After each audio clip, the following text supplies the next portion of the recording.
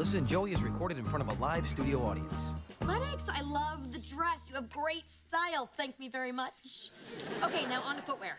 Remember, the dance is semi-formal, and I don't want to look like I care that much. 'Cause you don't. I mean, clearly you don't.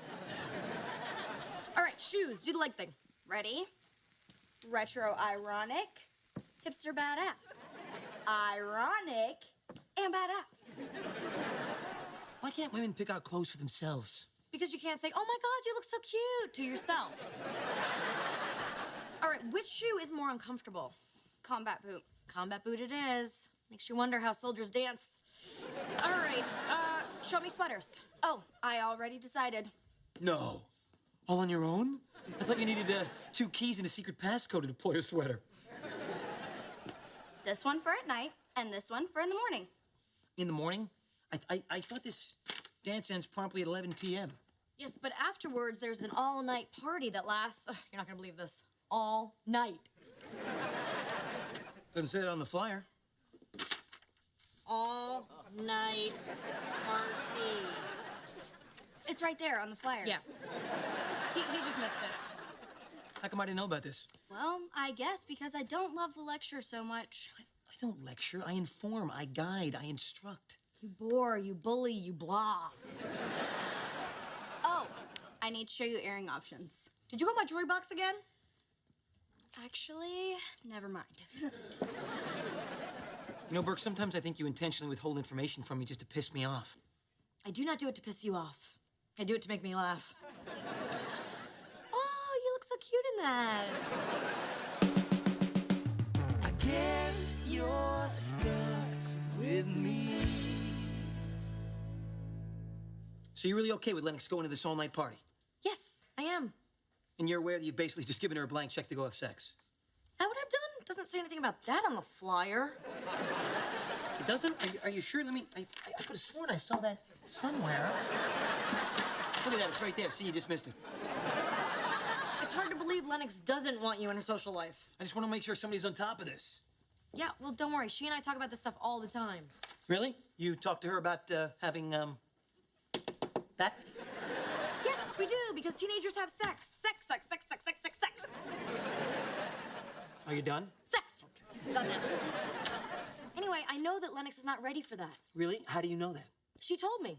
Oh, she told you. Oh, well, I feel so much better now. Come on, Mel. When you were her age, didn't you ever lie to your mother? Oh, yeah. Yeah, but only when we talked. Look, I am not Lennox's mother. She and I are really close. I trust her. Yeah?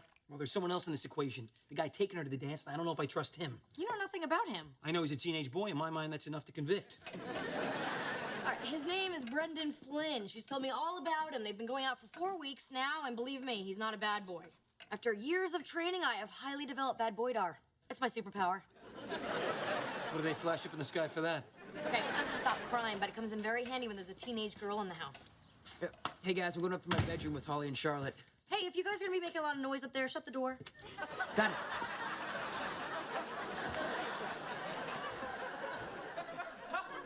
Burke, you just let a teenage boy go upstairs with 2 girls. It's Ryder. Oh, yeah, you're right. Oh, excuse me, Charlotte, I think my boyfriend wants to sit next to me. Oh, sure, Holly. How about if I just sit in the middle of the seat you assigned me?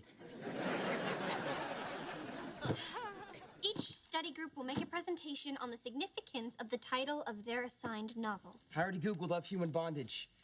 Not a lot of stuff about the book. The title says it all. Philip is held prisoner, a kind of bondage, by his love for Mildred. I don't know why he stays with her. She's so cruel. Yeah, you wonder what the poor guy... Oh, he's a wuss. And Mildred is just trying to help him shape up. Be a man. Isn't that correct, Ryder? I disagree. Excuse me? I just think Mildred is unredeemable for the way that she abuses Philip. Charlotte, would you be a dear and get us all something to drink? Thank you so much. Oh, okay. You know, I think Charlotte is a great addition to our study group. Yeah. It's too bad we're gonna have to let her go. What? Did you see the way she attacked me? How are we gonna explain to her that she's out? Just break it to her gently. You know, like when you pull off a Band-Aid slowly so it doesn't hurt. I think that makes it hurt more. Does it? Hey, Brendan, you gonna stay for dinner? You want me to put a plate out for you? Wish I could, Ms. Burke, but my mom has to work late, so I need to cook dinner for my little brothers. Well, aren't you responsible? It'd be nice if some people in this house started doing more things for themselves.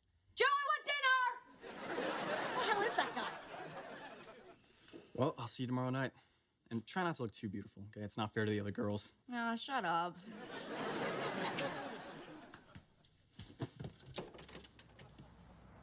Hello. Whoa. And we're off to a good start. Sit. You're, Brendan, right? Yes, sir. You must be Joe. Yes, I must. At all times. You know, somebody was calling me about dinner. Yeah, it's really not your concern, son. So, you're the guy, taking Lennox to this dance, huh? So what kind of dance you like? You like fast dance, slow dance, what? Fast dance, sir? It's a good answer. Why don't you, show me a few moves? Wait, really? Yeah, yeah. Up, up, up, up. Let's go. Come on.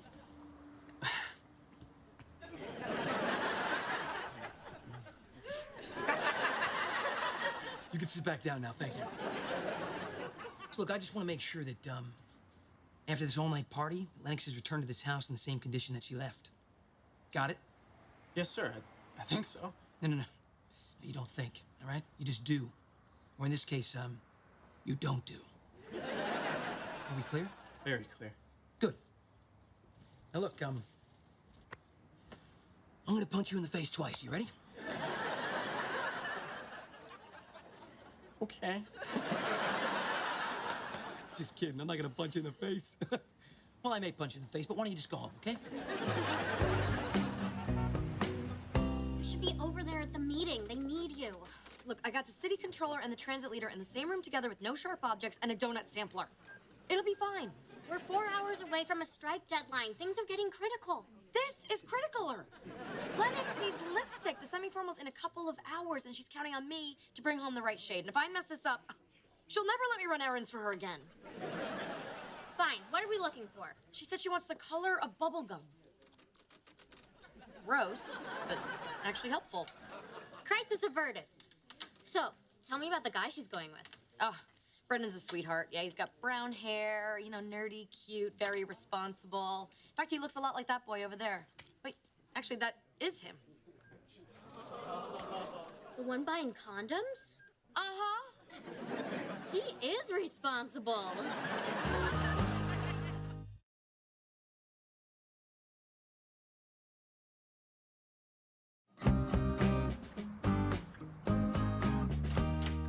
Lennox, I need to talk to you right away. Nothing important. Lennox is not here, Mel. She had to run out for some last-minute dance-related emergency, and then I sort of tuned her out. Self-preservation. Well, I got her the lipstick she asked for, and while I was at the drugstore, funniest thing in the world, well, you know, not funny haha, but funny weird, I saw a teenage boy buying condoms. What's funny about that? The funny part is that it was Brendan. That is funny. He's a dead man. I mean, boys buy condoms all the time, right? Because they think they're gonna get lucky, but yeah, I know Lennox, and I know Lennox. And clearly Brendan wants to get to know Lennox, too. You always have to go there? I'm a guy. I don't have to go anywhere. That's where we live. So you're not worried about this at all? No, not at all. Not at all after the talks I've had with Lennox. You know, I mean, if she was planning on doing something tonight, she would have told me. Did she by any chance mention where she was going? I mean, oh, a text from Lennox telling me what she's doing. Back soon at the salon, getting waxed. Okay, so let's just recap, shall we? The boy is out buying condoms, and the girl just finished getting waxed. Sure you're not worried about this? Well, when you put them in the same sentence, of course it sounds suspicious. How else can you put it? It can mean all kinds of things. This thing you're doing right now, is this partial denial, or is it just like total denial? Total. When I make a choice, I am all in. Joe, what do we do? I don't know. Why are you asking me? I'm not the one that had all these deep, amazing conversations with Lennox about boys and girls and, you know, all-night parties. Look, there may have been something that I didn't cover in my talks with Lennox. When I was in high school at my first all-night party, I had sex. Did you mention that to Lennox? No, I didn't think I had to because, you know, Brendan seems so sweet. Of course he seems sweet. I was sweet at that age. That's what we're supposed to do. Be sweet when we meet the parents. So, you think he's pressuring her? Let's see. A hormonal teenage boy with a pocket full of condoms. Nah, probably not. The dance is in an hour. I've got to talk to Lennox. Okay, I'm just gonna have to organize my thoughts, clearly and concisely.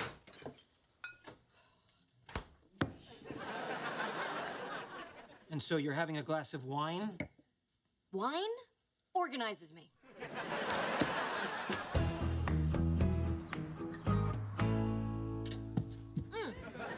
Hey, honey, you're home. I'm running late, ML. I gotta get ready. No, let's talk. Did I ever tell you about my first all-night party? I'd love to hear it, but I don't have all night. Well, I only bring it up because, at these kinds of events, things happen with boys and girls and certain pressures. I got it. See, look at us communicating, keeping it real. Somebody will bring alcohol. Hey, let's go for a ride.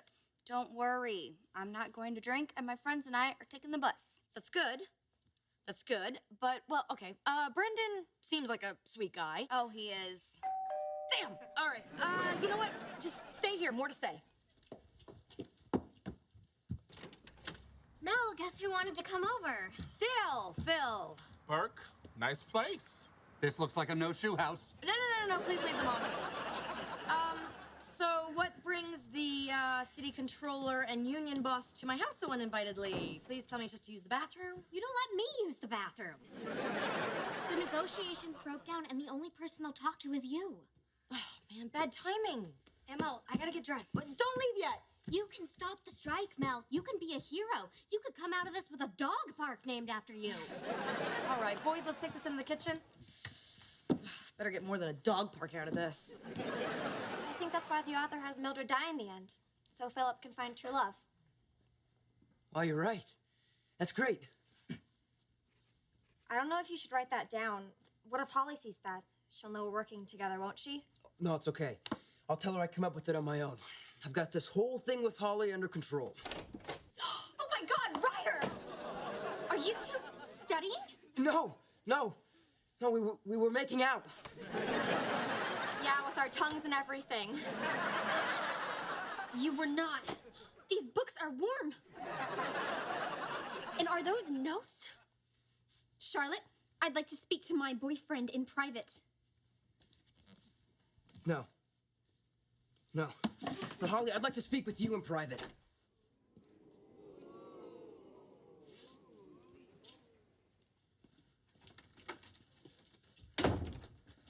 What has gotten into you? English literature has gotten into me.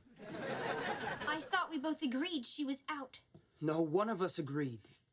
Look, Charlotte is really good at English, and she can help both of us on this presentation. And if you weren't so stubborn, you'd realize that. Are you standing up to me? Yes, Mildred. Holly, I am.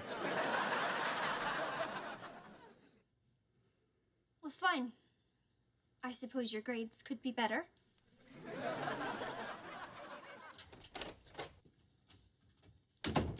Oh my God, she bought it.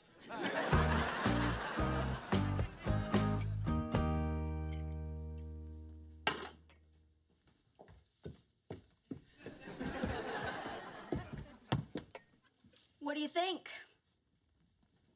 It's a semi-formal dance, so formal, semi. Wow. You look beautiful. I don't know if you need to look that beautiful, though. I mean, can't you put on, like, a poncho or a house coat over that or something? See you in the morning. Wait a minute. I think your Aunt Mel wanted to talk to you before you left. We talked already. You did? Yeah. Lennox, did I ever tell you about my first all-night party? Boys and girls, resist pressure, blah, blah, blah. She covered all the bases. Oh, okay. Good then. Well, have a great, semi-great time tonight. Not too memorable. Okay, so we may maintain pensions at last year's levels, but no rollbacks. And it's a joint press conference, so nobody caved. It's win-win. Are we agreed? Yes. Okay. All right, then if there aren't any other issues... I wouldn't mind that last piece of lasagna. I called that. You serious? I'm sitting right here. All right, guys, let's see you do this together. Dale, you cut it in half. Phil, you pick your piece.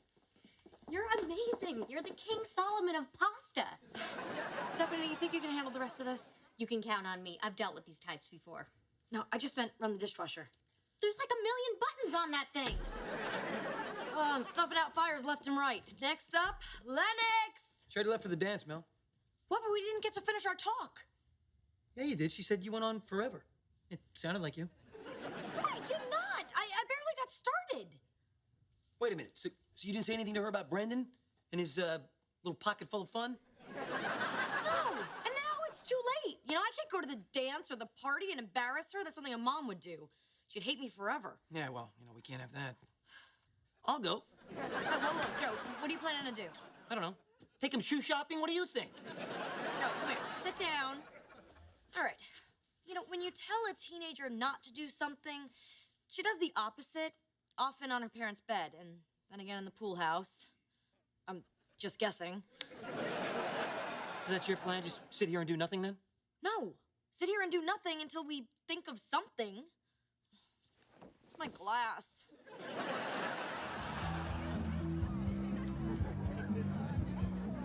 Hey, psst. Is this Tara Glazer's house? Is that the all-night party?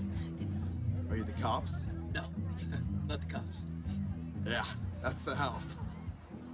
Cops are bound by wimpy anti-torture laws. And now we wait.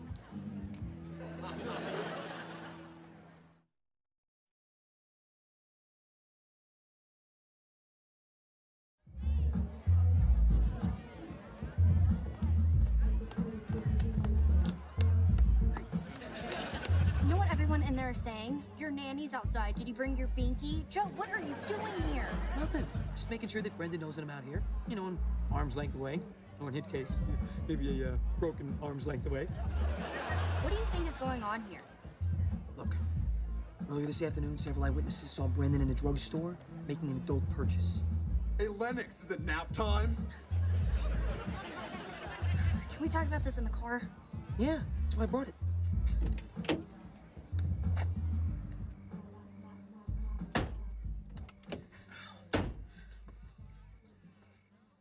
You obviously have more to say, so let's hear the big long speech so we can get on with our lives.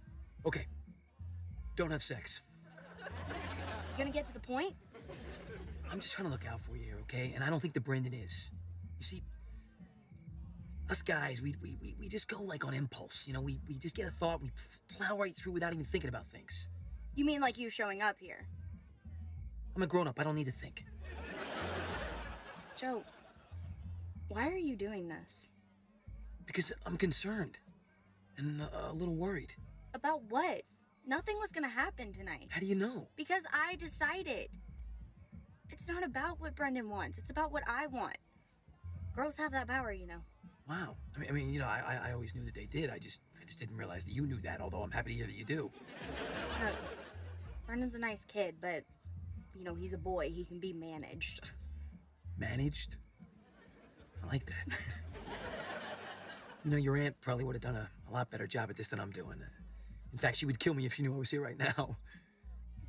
She just doesn't want you to hate her. So it's better if I hate you? Better for everybody, yeah. Go enjoy the rest of your night. What was that for? The lecture. My dad's not around to annoy me with that stuff. I'm happy to. By the way, you look fantastic. Thanks. I got my eyebrows waxed. Eyebrows. Of course. Thank God. Oh, that was awesome. I was right about Lennox all along. No, open and honest is really the way to go with kids. Yeah, says the woman hiding underneath the blanket from her niece. Hey, the only reason I came along was to make sure you didn't go nuts. Quick, she's coming back. Hey, Joe. Yeah. I just want you to tell Aunt Mel that my outfit was a huge hit and she did a great job with lipstick. You know, if you see her. I'll tell her. Night. Be safe. We're all clear. Did she know? I don't know. I think she did. I mean, if you see Aunt Mel, what does that mean? Get down, she's coming back. Psych. So easy. Get me home.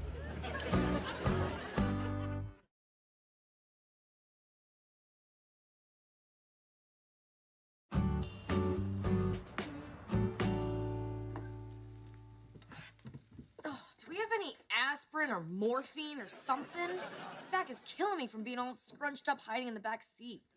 I thought a woman of your life experience would be used to the rigors of backseat gymnastics. Yeah, well, it's been a while, and now they have those cup holders. There you go, another problem solved with American pharmaceuticals. Is Ryder here? Hey, Holly. What's up? I baked you a loaf of banana bread. There's no nuts in it, is there? No, it's just the way you like it. Great. I'll put it next to the muffins that Charlotte made me. She did what? Talk to you later, Holly. I got some stuff. No, but you... Dude, I made those muffins. Yeah, I know. Our boy's growing up. It'll be a long time before he has girls up in his room again. Oh, damn straight. Yeah.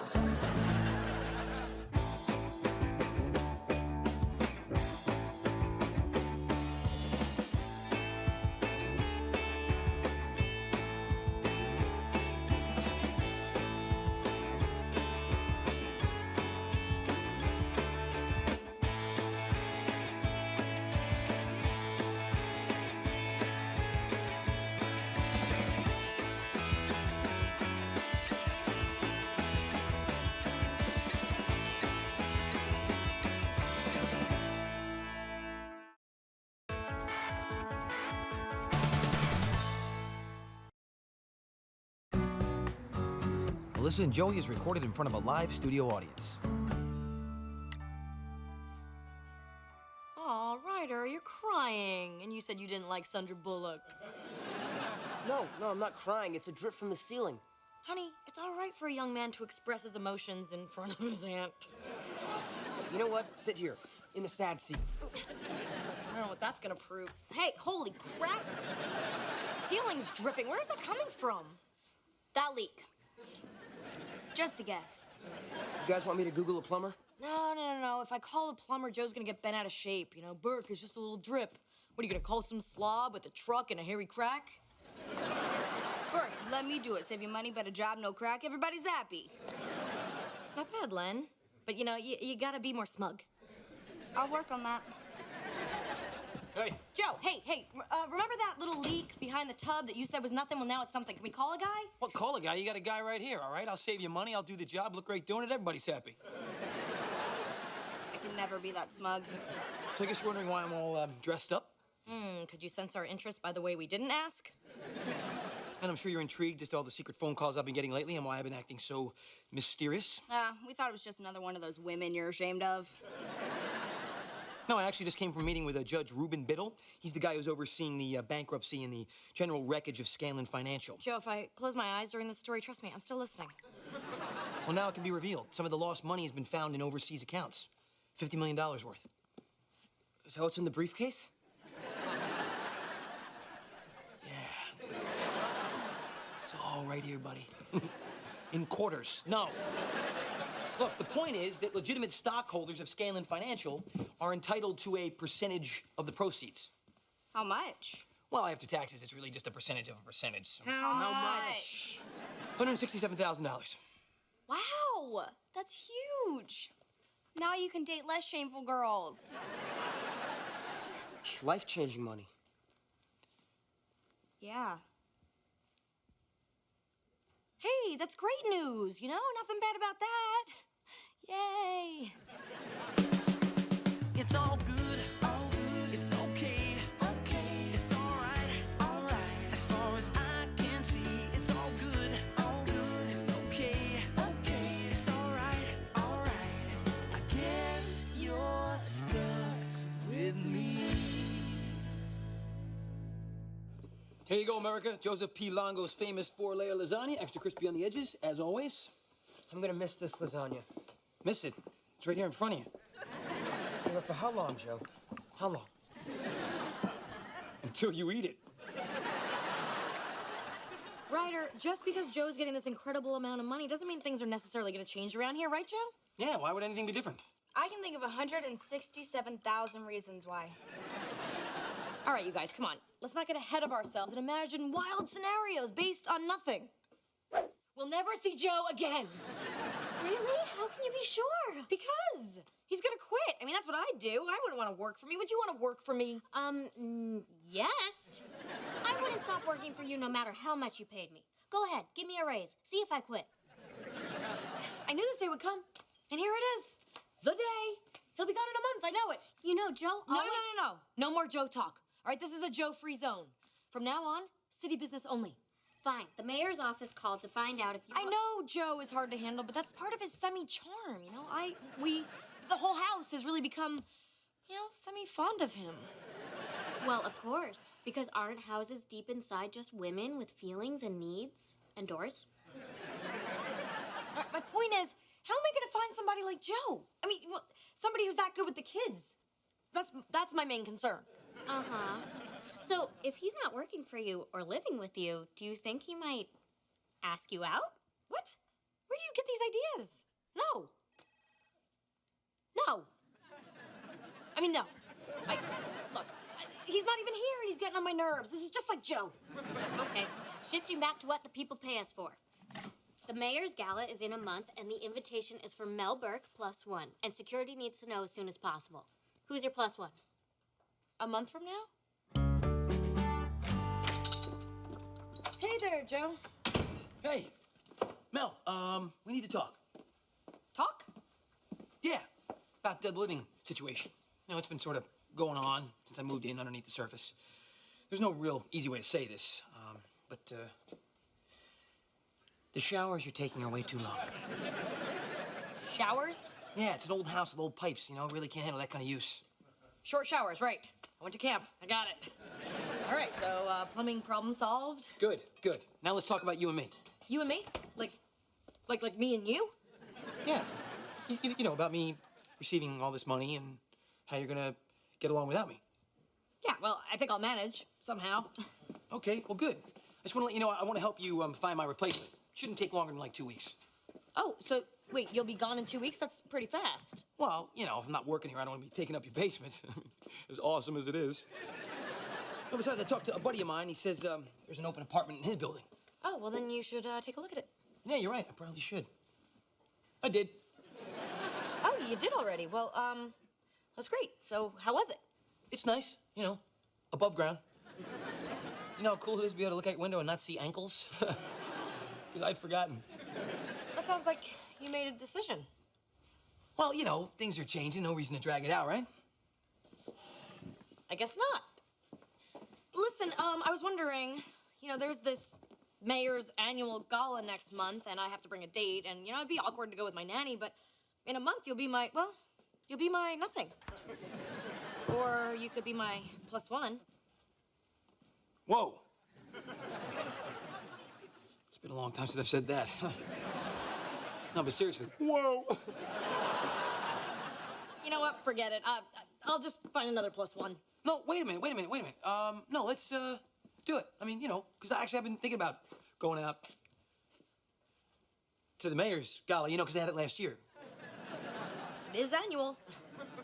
Yeah, okay. All right, well, good then. So plumbing, moving, we covered it all. It's all good. Excellent. All right, well, now I'm gonna take my clothes off.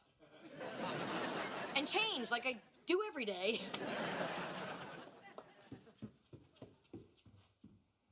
+1.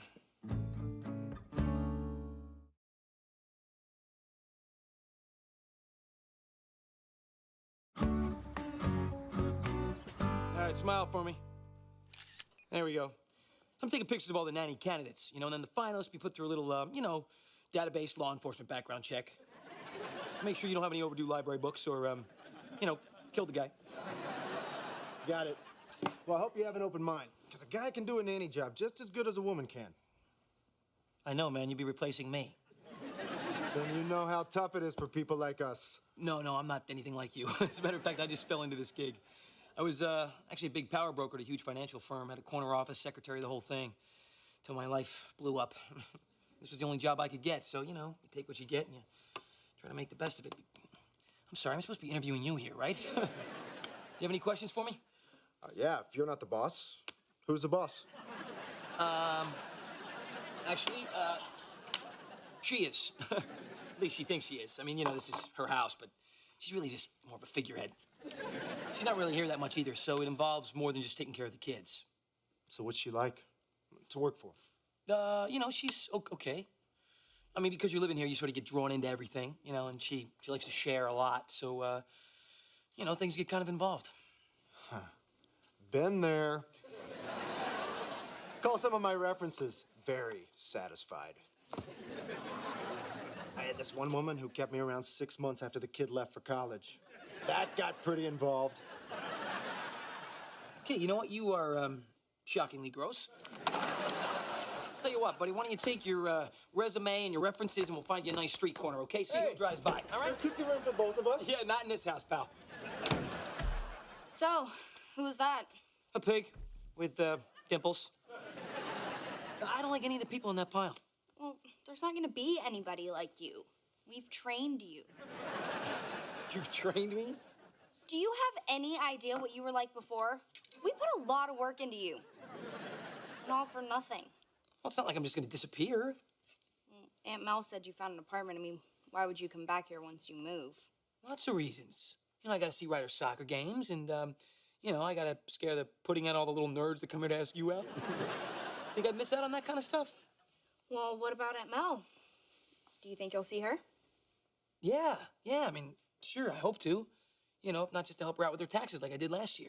I mean, when I told her that she could write off her hair products as a business expense, the woman wept openly. I'm not talking about taxes. I'm asking if you'd ever... Oh, look at that. That should be Esther Tillis. And an excuse for you to avoid my question. Yes, it is.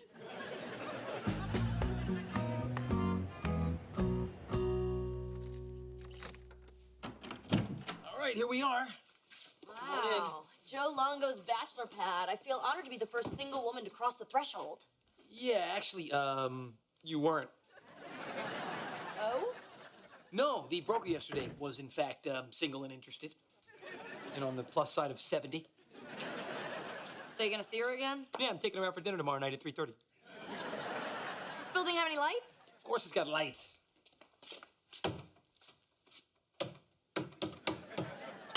But no electricity, apparently. You should get some of that. Chicks dig it.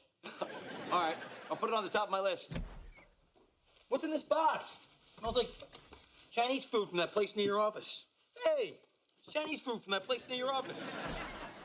Yeah, well, I knew you weren't gonna be home to cook for me, so what choice did I have? We'll have to do it on the floor. Eat dinner. Oh, what? No, you don't. Where's your imagination? All right. Table for two. Light 'em up, Longo. Nice catch. So as soon as I get the money, I'm gonna rent myself an office. Not a big place, just something small, you know? So I can sort of spread my wings. I gotta get back in the game, Mel. Kind of a new phase. A new face. Kind of like it is for the two of us. Yeah, because, you know, with me living here, Yeah, and, you know, not working for me. does sort of change things.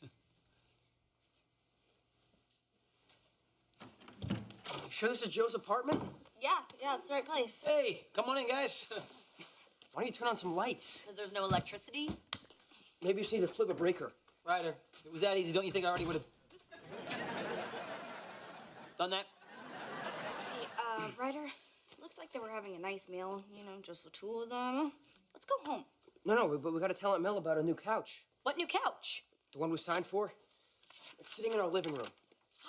My new couch! I forgot about this. Custom-made cream-colored Italian suede. Oh, I ordered it a year ago, back when I was a glamorous single woman who didn't live with teenage stain makers. That I love very much. Oh, wait. Whoa. My new couch is not sitting underneath the leak, is it? Joe, didn't you fix the leak? Yeah, I tried to. See, it keeps moving. Well, what if it moves over my new couch? That is $4,000 worth of Italian suede. All right, you know what?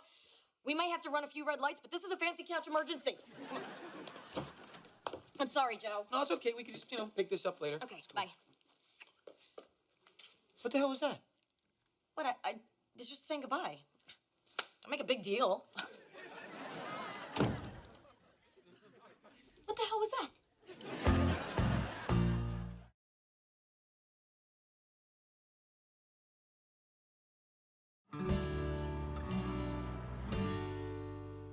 I never thought I could feel this way.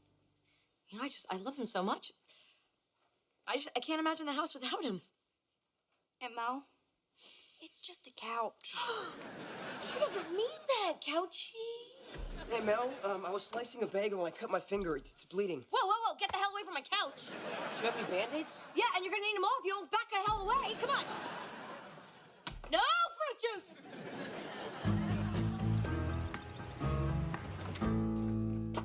Mr. Longo, there are a lot of papers here for you to sign before you receive your settlement. Oh, this is Miss McKenna. She's here representing a number of other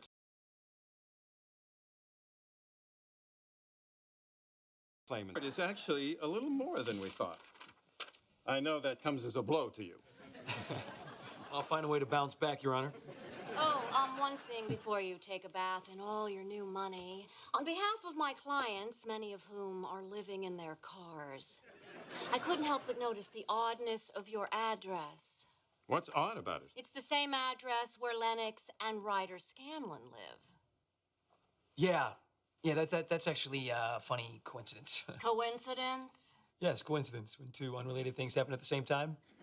Kind of like a nice guy being trapped in a room with a blood-sucking attorney. You live with the Scanlon heirs? Well, yes, but it's actually very complicated. Complicated? So you just repeat words and make them sound evil? That is a troubling connection. I have to say I agree. Shocker. It may appear to some that were Mr. Longo to receive any amount from the settlement, Louis Scanlon's heirs would benefit. Look, there was nothing shady going on here, okay? This was a job. I was their nanny, okay? The kids needed somebody. I stepped in. I'm actually very proud of what I did. So there was a connection. Well, yes, there was a connection. There was an emotional connection. I mean, I've been taking care of the kids for over a year now. They're sort of like they're my kids. Yeah, it just looks awfully messy. You know, a derivatives broker with an MBA takes a job as a nanny for children who just happen to be the offspring of the fugitive Louis Scanlon, who was your former boss. Judge, I object to her being such an unpleasant person. Mr. Longo, you might want to consult with an attorney before responding any further. Well, I don't even live there anymore, okay? I have a whole new address now. As of when? Yesterday. Yesterday. And she's doing it again.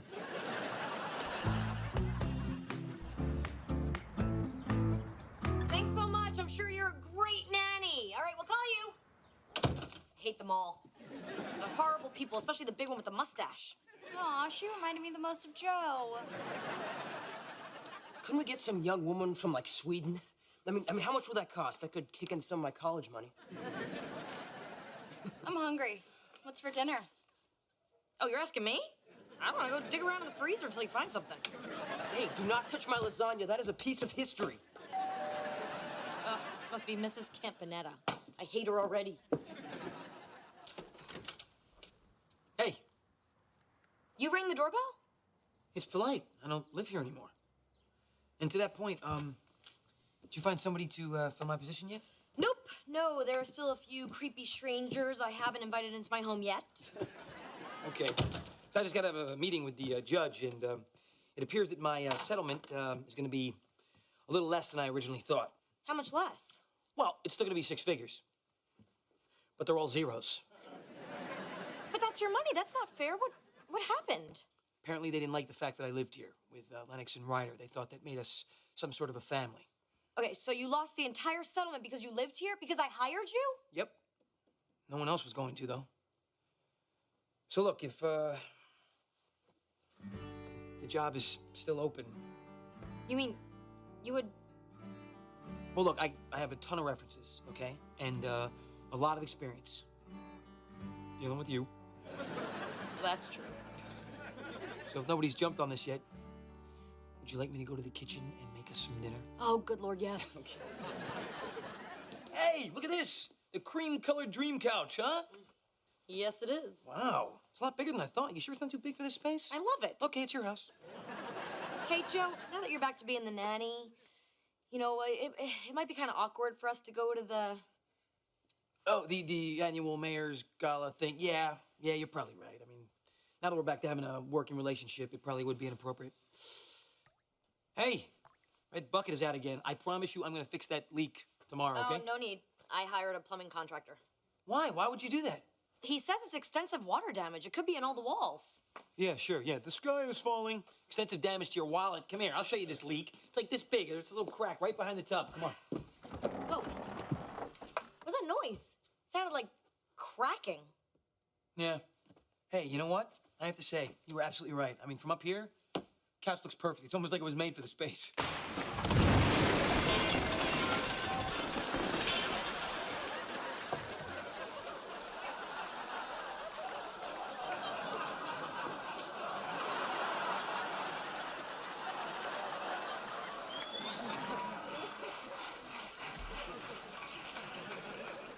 Oh my God.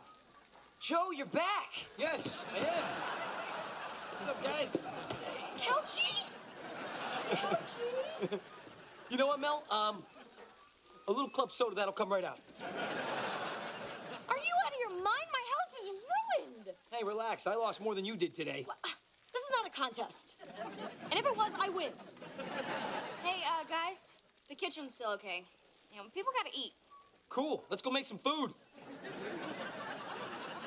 Or, you gonna come, Mel? Yeah, just a second. Okay.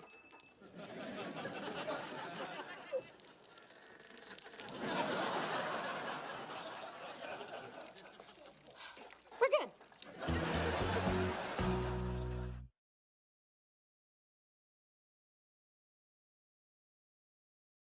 Look, there's damage in all the walls. Everything's got to come down. It already did. How long is it gonna take to get it back the way it was? Whoa, who says it has to be back the way it was? This is a chance to rethink the whole house. Would you tell her how expensive that's gonna be, please? Look, I never get in the middle of a husband and wife argument. Oh. Whoa, husband and wife? Yeah, give me a little credit. What would her husband do to be claw marks in that door for me trying to get the heck out of here? Could have fooled me. So, what kind of remodel are we talking? Okay, first, I hate the kitchen, okay? So, if we could rip that out. Whoa, wait a minute. You hate the kitchen? First of all, when was the last time you actually used the kitchen? I go in there all the time. Yeah, to get yourself a nice glass of red wine. A wine cellar in the basement. Well, wait. I live in the basement. But you obviously have to make everything about you. What? You know what? You're crazy. If you're not married, you got to be engaged. No. Engaged? Are you? Why would you think? Yeah. Really? No, it's more like brother and sister over here. I don't know. Engaged. You'd be like, oh, time out. Hey, what? What do you mean, time out?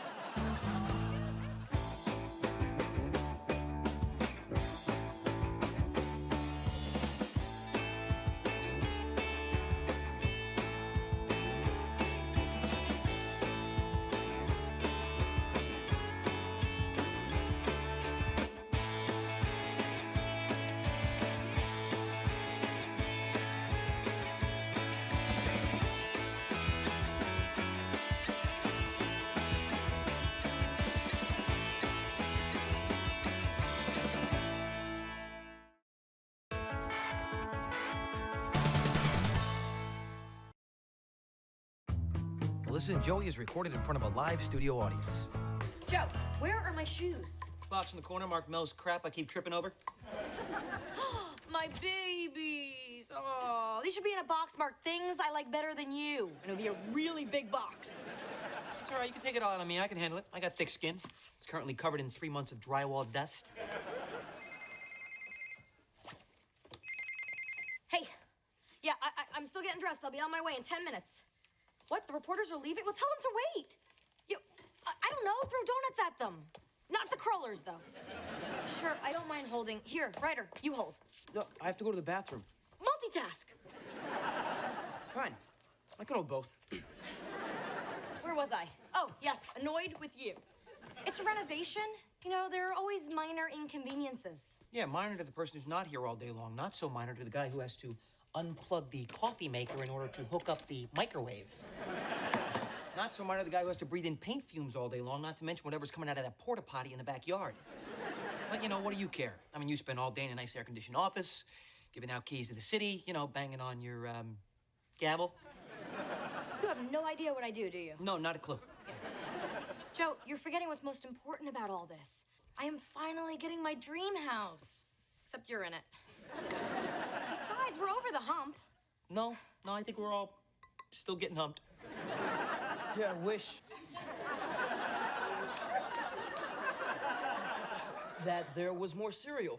Okay, but come on, Aunt Mel. I mean, it would be nice if one day our kitchen was actually in the kitchen and I wasn't sharing a room with Joe. Oh, you think I like sharing a room with Lennox? Well, I do, and here's the pretty girl now. You stepped on my head on the way to the bathroom again. See? Toe prints. You get to go to the bathroom? Wow, what's that like? Come on, everybody, let's just roll with this. Joe, look, I know you have issues with Leo, but as contractors go... He goes slowly. Drop it, Joe. All right, I'll check in with you when I have a break. Mel, where are you going? To work, Leo, to talk to reporters about the city's new bike lanes and bang my gavel. Oh, but you can't go. The trench guy is here. And when he starts digging, he could hit tree roots, a gas line, mummified human remains. It happens. The point is, the homeowner has to say go left or go right. Can't we just reschedule? Okay, but this guy isn't available for another 3 to 12 weeks. 3 to 12? What kind of window is that? Aunt Mel, she said the reporters were leaving. What? No. Okay, sacrifice the crawlers. All right, don't do anything yet. Oh, damn, my two worlds are colliding. Right now, you're gonna have to pick one. It's like Sophie's choice. If Sophie were renovating her kitchen. Remember, I'm gonna suggest something to you that I should have suggested a long time ago, all right? Why don't you just go downtown and let me manage this construction job? No. Why not? Simple. I like things done my way. Well, I can do your way, only better. Come on, I'm like made for this job. I'm here all day long. I know construction. I like telling people what to do, you know, almost as much as you do. But I need to be in charge. You know, I like controlling the things that are mine. Mel, I got 5 guys out there waiting. Where should we dig? Sophie, your choice. Talk to Joe. See, now did that hurt? Like tweezing my toe hairs. I guess you're stuck with me.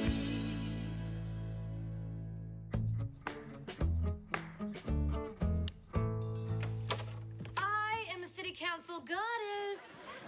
7 yays, no nays. There will be bike paths and cute guys in bike shorts. Can I get a nice butt? Speaking of butts, I've been busting mine all day long. You know that silk granite sink they said that we couldn't get? Well, got it. I had Leo pull it off another job. Woohoo! I mean, how terrible for them. Would it kill you to just say thank you? We'll never know. I am awesome beyond human understanding. I knew you two were sharing a room. I didn't realize you two were sharing an ego. You know that play that I wrote? The drama club is going to produce it. Oh, that's great. Which play? The one act I gave you guys to read a week ago. Yeah, what'd you think of it? Oh, that one.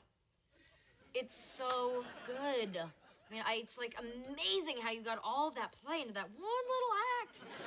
Right, Joe? Oh, yeah. Let me tell you something, Lennox. You really wrote that thing. Thank you. We're casting it tomorrow, so I have a lot of work to do. Hey, did you read your sister's play? Of course. I'm a good person. What? Don't judge me. Some people work. I work. This sandwich didn't make itself. You're right. I made it. Tell you what, how about I write you guys a summary so you can fake it through your next conversation better? You really think I've sunk that low? Because I have. Thank you so much. How come you can thank him, but you can't thank me? Funny, isn't it? So, how did the trench digging go? Wait, was it bad? Do I need a drink first? Wouldn't you have a drink anyway? Yeah, I would. It's 6 o'clock. What are Leo's guys still doing here? Bible study. What do you think? They always go home at 5. New regime. Everybody works till it gets dark. I have to get this job back on schedule. The indulging and coddling stops now. Well, how are you going to make up time if everybody's burned out? I don't know. They could sleep on the drive home. You know, I find that if you treat people better, they work better. If you want this job done in your lifetime, let your construction manager do his job. Joseph P. Longo, construction manager. Yeah, boss. See that? So blind people will know you have a fake job? Make all the fun you want. You'll see how I turn this job around the next couple of days. Whatever. I am going upstairs to read in the tub. There's no water up there, Mel. Yeah, well, cold porcelain turns me on.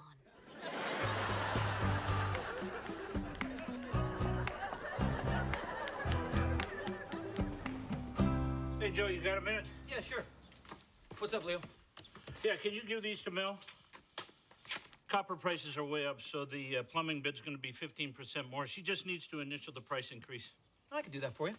Great. Yeah. Those initials are going to be N. O. You bid the job at one price, and that's the price we're paying, buddy. The price went up. When'd you put the order in on the copper? You know what? I'm calling Mel. I'm not paying for your mistakes, pal. Yeah, Mel Burke, please. Mel Burke, please. Yeah, it's Leo calling about the kitchen. Yeah, it's Joe calling about Leo. You're going down, buddy. Oh, hey, Mel? Yeah, listen, little problem. I just... That is all handled. Thank you, Mel. Have a good day. That won't end well. We're not paying a dime more than the original bid, all right? Period. Joe, you're cutting into my profit. Well, too bad. Look, if you can't do it, I'll just find someone else who can. Believe me, that'll cut into your profit. I don't like to be threatened. I don't like to be blackmailed. Blackmail? I'm sorry, my apologies. What you're actually doing here is extortion. Oh, you're nuts. I don't need to work for people like you. Joseph P. Longo. I quit. Oh, you did not just do that. Oh! Look at all that. Paper is everywhere. You think you're so smart, huh? I got a whole box of these right here.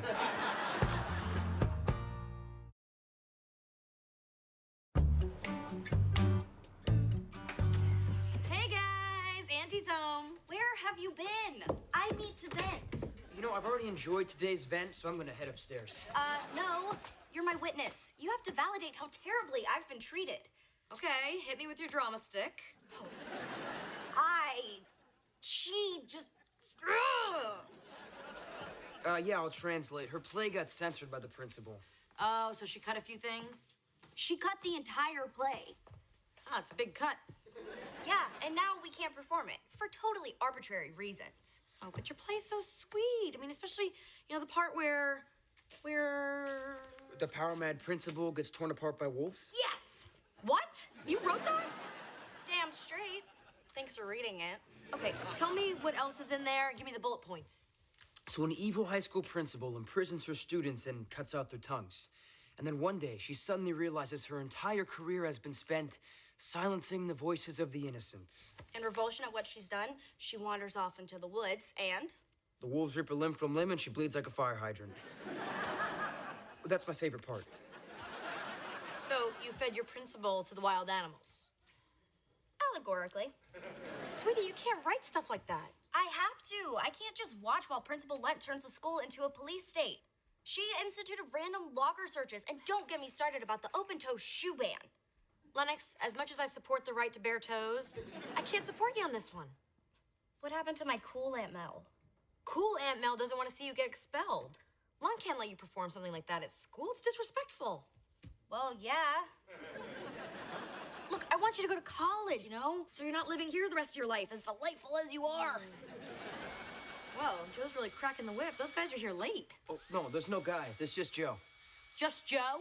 Don't worry, Aunt Mel. Joe said it was all good. What? Nothing to worry about. Oh, my God.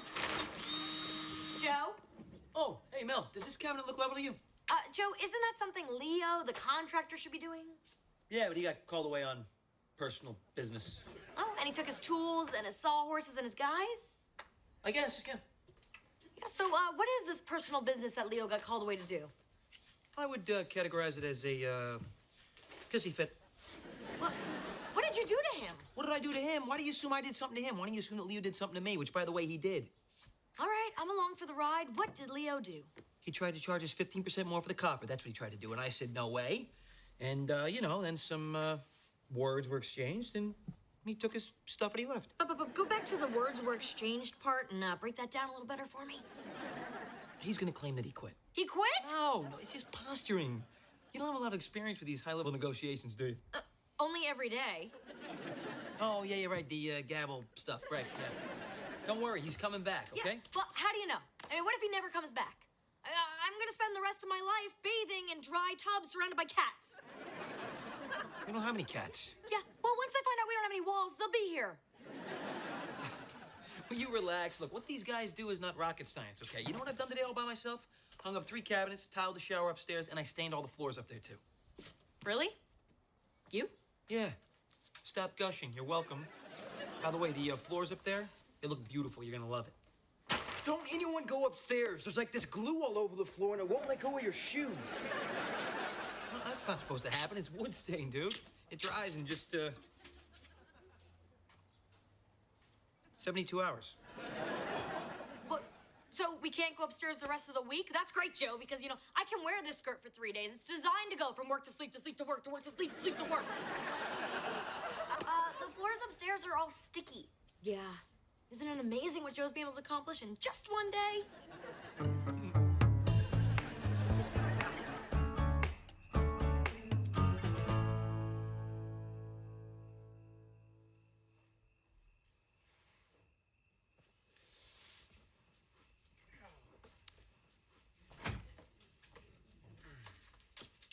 It's all yours. Pee quietly. I'm trying not to wake up. Got it.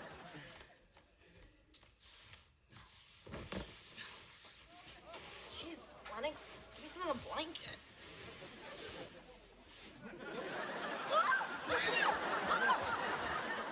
What the hell?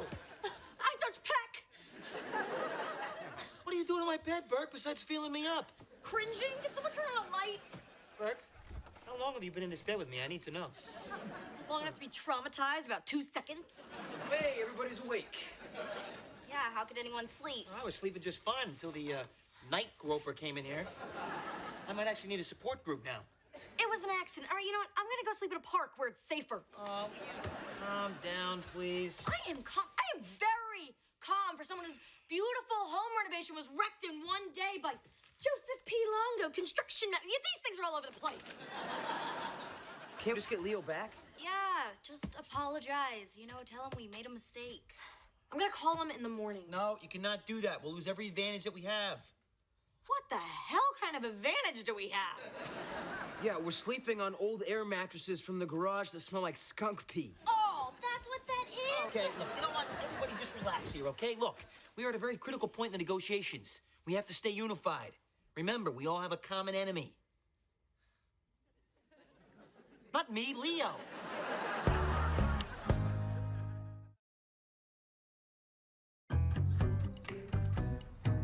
Joe, are you sure Leo's gonna show up? Yes, just keep a lookout, all right? You know, Burke, I have to tell you, after a lousy night's sleep, you don't look half bad. Oh, wait, thank you, Joe. You know, the whole saving grace to this thing is that I actually get to use my emergency panties I always carry around in my purse. Well, it's a good thing that they're bright orange. This way, rescue helicopters can find you. Lennox, you look like crap. Wow, thank you, Aunt Mel, but I'm in character. For the play? I thought you weren't doing it. Oh, no, not only are we still doing it, but I'm playing the lead. And thanks to a bad night's sleep and total lack of hair products, I'll look as gross as a tyrant Principal Lunt. But she banned the play. On school grounds, but Commissar Lunt does not control the park across the street. Wow, I'm torn. You know, on the one hand, I'm proud of you for figuring out the workaround. On the other hand, can't you have a little less integrity like the rest of us? As appealing as that is, no. If I back down now, I'll be backing down the rest of my life. Hey, I think I see Leo's truck. What did I tell you guys, huh? I told you he'd come crawling back and like clockwork. There is somebody else's truck. Don't worry, you know what? I'm sure the very next truck will also not be his. There's plenty of chess moves left in this game, okay? And you know what? In the meantime, I'm gonna get some more work done. And when Leo and his guys get back here, they'll just have more catch-up. That's all. Oh! What? I blew a fuse. Yeah, me too, a long time ago. Be back on in 10 seconds. Okay, you've got to fix this, all right? I cannot spend another night in a room with that guy. Does anyone else hear him talking in his sleep? Ladies, please. There's enough Joe to go around. Yeah, you have got to do something. Okay, the bright look is good for today, but tomorrow I need to go back to natural, effortless beauty. And that takes product. Guys, I can get this back on track. Okay, I know how to deal with bullheaded men. You just stand up to them, you look them right in the eyes, and you say, "Who likes banana bread? Does Leo? Come on, I baked it just for you. I bought it just for you.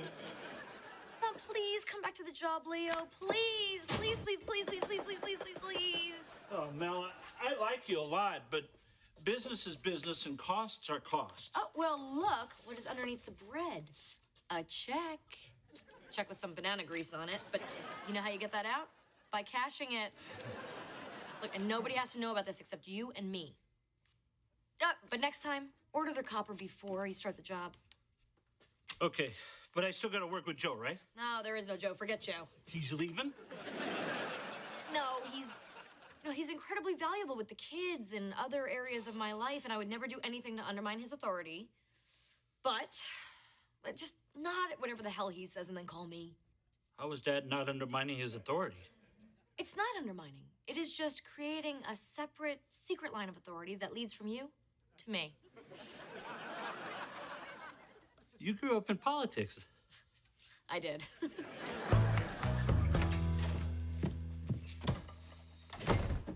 Hey, can we go out to dinner tonight? Sure. Wait, are we celebrating? Did the play go well? No, Principal Lunt got word about what we were doing and showed up. Yeah, she sat right in front for the whole performance. So you're in trouble? If only. She loved it. She said it had the pathos and scope of a Greek tragedy. She wants me to enter it in the state drama competition. I made her proud to be an educator. Oh! Hey, well, isn't it good that people liked it? All I wanted to do was make a statement about censorship, artistic expression, and piss that woman off. Honey, sometimes no matter how hard you try, you can't piss everybody off. I take that as a challenge. No.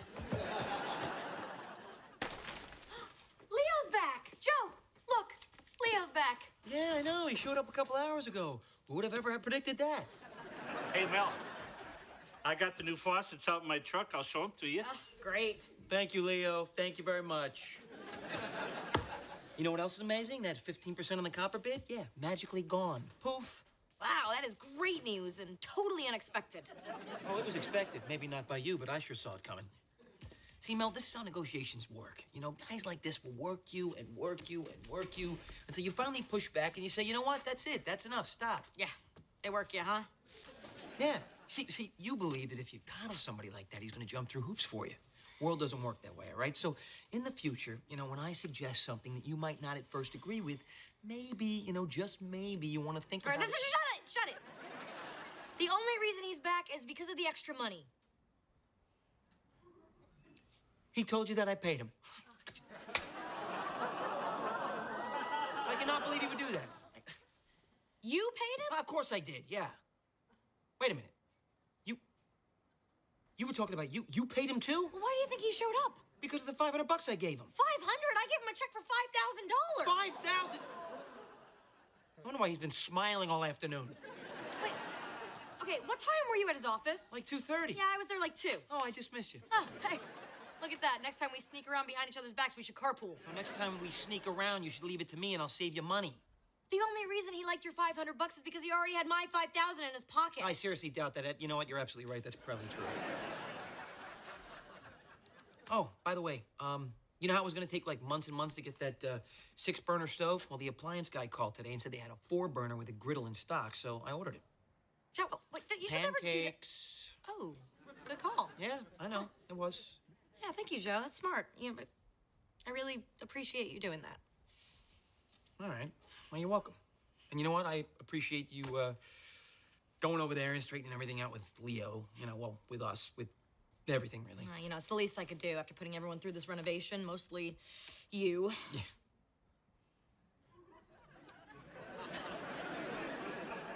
This feels really weird. Yeah, I feel it too. What is it? I don't know. I think it's like some strange mutual appreciation thing. Yeah. I think you're right.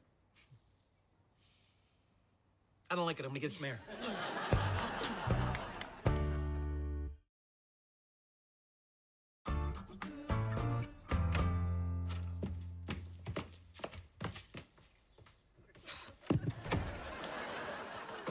First place, Ohio Regional Drama Competition, Lennox Scanlon.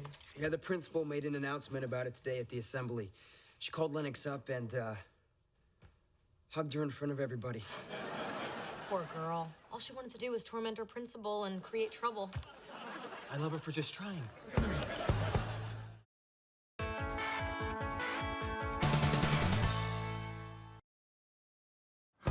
Melissa and Joey is recorded in front of a live studio audience. Joe, I got your text. Is everyone okay? Yeah, everything's fine. You 911 me. You do know what that means, right? Means you'll hustle up and get home when I need you. I was in the middle of a critical budget meeting, you know? 911 is for emergencies only. Your new cabinet doors are here. Why didn't you tell me sooner? I would have gotten a police escort. Yippee, cabinets. What are your clothes doing in the living room? I'm sorry, you're right. They should really all be in my room. Oh, wait, I don't have one. And speaking of other ways you personally inconvenience me... Oh, please do. You know I will. Went down to the drugstore for you today. Sorry to say they didn't have your magic lady ointment. But I did get you this. Curtis Gladwell? I broke up with him over a year ago. I know, but I ran into him today, and he asked me if you were still single, and I said, you know, of course she is. I'm just looking out for you, Burke. Wow. Joe, thank you so much for taking a proactive stance in my personal dating life, but just show me the frickin' cabinets. All right, fine. Close your eyes. Okay, here we go. Get ready. Be frickin' ho. Huh? My cabinets! Aren't they great? I hate them. No, they're all wrong. No. They're all exactly right. No, these are not the ones I picked out. These are... Leo? They're the exact ones you picked out. You drew little hearts around them. Yeah, you did. Look at that, and you wrote something down here, too. What did you write? Mr. and Mrs. Mel Cabinets Forever. See that? These pictures are not like those. Well, that happens. It's like my photo on Toledo Matchup. Trust me, I've seen more disappointed faces than yours. There's plenty of other choices in here. I don't believe them. I don't believe any of them. Okay, all right, look, the bad catalog is gone, okay? It'll never hurt anybody ever again. I'll tell you what, why don't we just rip these cabinets out, okay? And we can find you a cabinet specialist. Oh, I know a guy. I got his card here somewhere. Great, okay. You work on that. Look, most important thing is that we keep the kitchen on track, okay? Because the kitchen is key, all right? And these cabinets, these are the linchpin, okay? Because as soon as they're done, then all the kitchen crap comes back into the kitchen, and all the living room crap comes back up from downstairs. And you can go back to that lovely basement. Yes. Finally, we will be back in our own rooms. Yeah, not on top of each other anymore. Yeah, thank God, because the last place on earth I want to be is on top of you. Ugh, that'd be more horrible than those cabinets. It's all good, it's okay, it's all right, as far as I can see, it's all good, it's okay, it's all right, I guess you're stuck with me.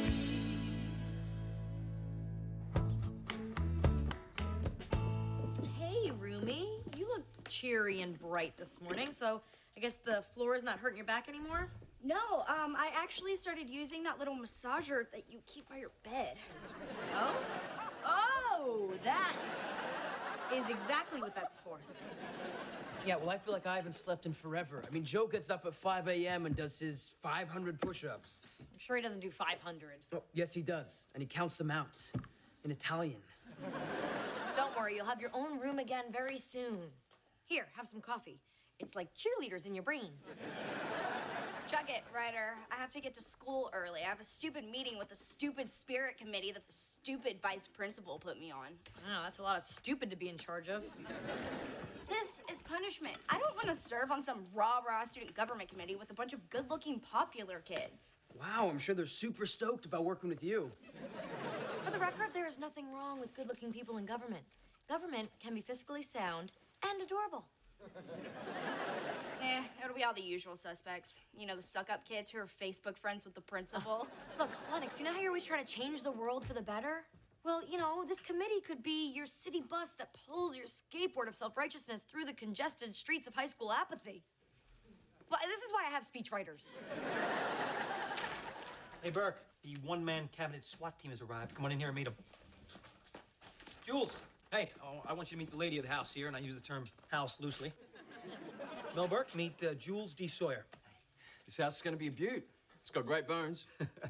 He's from New Jersey. Look, I'm coming off a pretty bad cabinet experience. I didn't get what I thought I was getting, and it ended pretty badly. Well, we don't have to rush into anything here. We can take it slow. Yeah, that's fine, sure, as long as you go slow as quick as you possibly can. All right, so there he is. Tell him what you want. Go, now.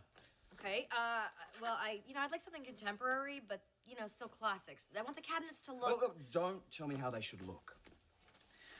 I want you to tell me how they should make you feel.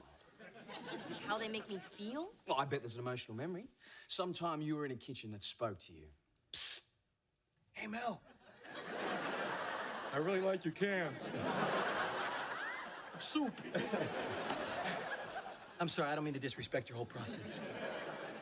You know what? I do have a kitchen story, actually. When I was 16, my parents took me to Paris, and we were eating dinner at this bistro, and it used to be a home, and it still had that feel. That's what I want. When I walk in my kitchen, I want to feel like my kitchen is hugging me. Good luck with that, pal. Tell you what, I'm gonna leave you two alone. I have to run down to the hardware store and grab a couple more cans of paint and perhaps a hammer that wants to hug me. Okay, Mel, I'm gonna need a little more. When you imagine your cabinets, what music do you hear? Music? Really? First feelings, now music? I need to know the emotion you're going for. It's my process.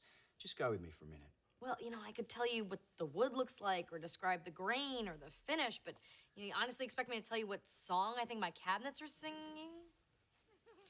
La la la la la la la la.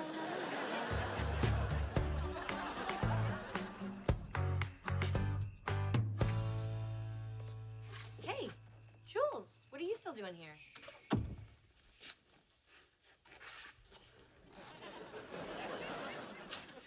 Now, I know they're just sketches, Mel, but are they singing to you? Oh, like Michael Bublé. Oh, Jules, these are exactly the cabinets I wanted. Oh, I can't wait to get my hands all over these bad boys. Oh.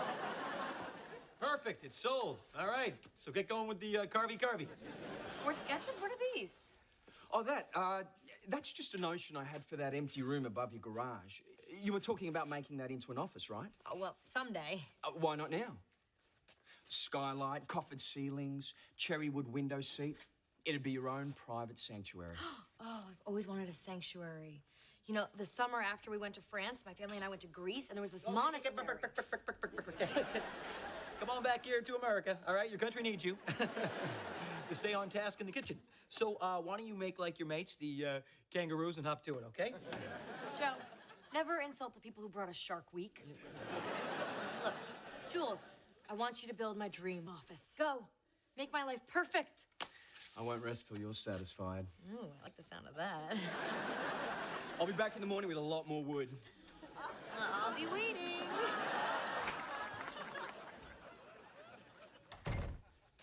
What the hell was that? What? I'll be waiting. I didn't say it like that. No, you're right. I actually toned down the desperation. I don't know what your problem is, unless for some twisted, sick reason you feel threatened. What? No, not at all. I'm just saying, he's trying to work his way in every room in this house. If that happens, he'll never leave. I mean, is that what you want? Well, he is kind of easy on the eyes and not so yappy on the ears. You know what this is, Burke? This is job creep, all right? Classic job creep. The guy's asked to do one job, and he creeps his way into everything else. Oh, really? Job creeper? Wow, yeah, you started as my nanny, but then you became my construction manager, and now you're just a senior vice president of pissing me off! Really? Hey, you think I'd have a better parking spot then, baby?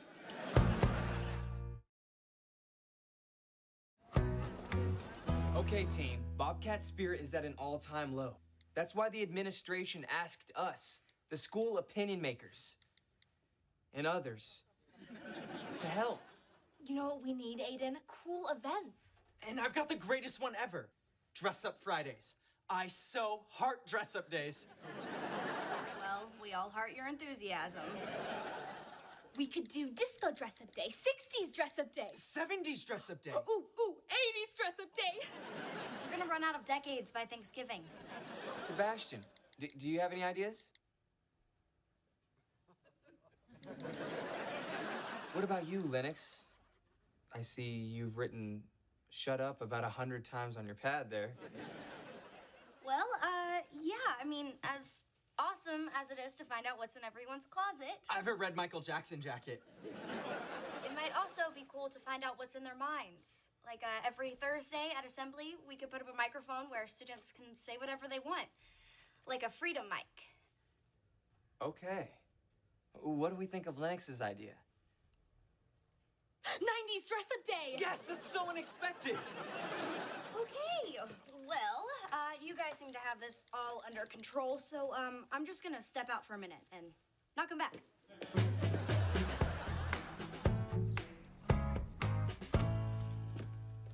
Hey, I got your text. Oh, hey, just need you to take a gander at something and sign off on it. I approve. I haven't shown you anything yet. Well, I guess I'm just in a buying mood. All right. Well, what do you think? Oh, they're perfect. Guess I'll let the artists get back to work. Hey, I was just about to break for lunch. I packed an extra Sammy. It's buffalo mozzarella and heirloom tomato. Grown in my backyard. The tomatoes, not the buffaloes. Oh, well, I guess I could stay for a Sammy with tomato. I'll just clear some of this mess out of here. Wow, you managed to make that look very macho. Ciabatta or baguette? I made them myself. Wow, is there anything you can't make? And does your girlfriend know how lucky she is? Ah, a girlfriend. Now, there's something I wish I could build. I once built a boyfriend out of pillows. I was 10. I was 10.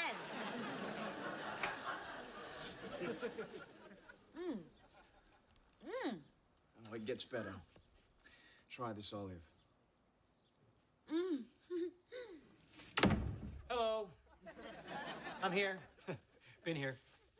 Longest 30 seconds of my life. What are you even doing here? Did you forget something, like your manners?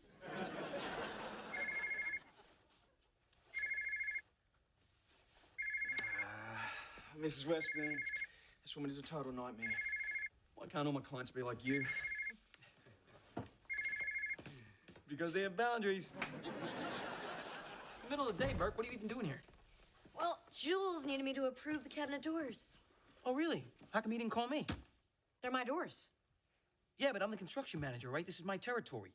What is? You. Well, no, I mean, your house. I don't appreciate another guy just, swooping in here and screwing up the chain of command. This has nothing to do with chain of command or screwing up. Good, let's keep it that way. Oh, Mel, I'm so sorry. There's an emergency at Mrs. Westburn's house. It never ends with her. But tomorrow we'll huddle over those plans for your new office sanctuary. Oh, well, I like to cuddle. Huddle. Hurry back. Leave me alone. Don't you see the game this guy is playing here? Come on, he struts around in this place, with his guns blazing, and all of a sudden, there's more cabinets being ordered. That is not what's going on here. Look, I'm gonna say something to you, right? You're not gonna like it, but I'm gonna say it anyway, okay? What kind of a guy comes to work wearing t-shirts that tight? You know what I mean? Muscles hanging out everywhere. Frankly, it's gross, okay? Clearly, the man is just, overcompensating for something. Yeah, it's just sad. It is. You're falling for him, aren't you? What? No, I mean, why would I fall for a guy who's perfect and all? You think that's my type? Well, bleh. You can't even be honest with yourself for like a second. Oh, I can be honest. Big time honest. You know what? All right, what's going on here is totally unhealthy. Exactly. Yes, getting involved with a hunk who works in your house is just nuts. No, you being so involved in my life is unhealthy. You're always here having opinions. Can I help it if I have great ideas? Well, we won't know until you actually have one. Even though my kitchen's not done, you're all up in my grill. Oh, yeah, because you're never up in my personal business. Works both ways, Berkey. No, this doesn't work. This is toxic. You know what? You're right. I want out. Well, finally, a great idea. Good go. Great, I'm going. Yeah, pack up your stuff and go. To garage. You know what? Yeah, I will, all right? But I'm gonna tell you something. Once I go, I ain't coming back. To the basement. I'm counting on it. You know, it'll be worth losing my monastery. Sanctuary. Whatever, Ari. It's yours. And all they cared about was organizing different dress-up days. Disco day, pajama day. Oh, ooh, how about slutty cheerleader day? Stop suggesting that. Anyway, I'm not going back. Wait, what do you mean? You were appointed, you know, like a pretty blonde Supreme Court justice. And I thought Aiden, Mr. I get along with everybody, would at least take what I had to say seriously. I had this great idea about putting up a freedom mic where everybody could speak out. Yeah, because then everybody could finally be say... quiet already. Okay, honey, let me tell you how government works. You know, even sometimes with a good idea like yours, you still have to push, push, push. You know, but if you're not there in the room, you can't push. Yeah, whatever. I'm so done with those people. Quitter.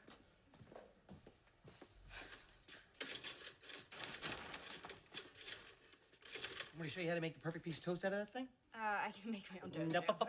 Watch this. Oh. Need a little help there? I am perfectly capable of making my own sandwiches. Sandwiches. Oh, I see. What are you doing? Planning another little picnic with the thunder from down under? For your information, there are no picnics planned in my kitchen because Jules is stuck all day over at Mrs. Nightmare's house. Oh, so you're just gonna take the sandwiches over there and then... You know what? I almost did that whole toxic thing again.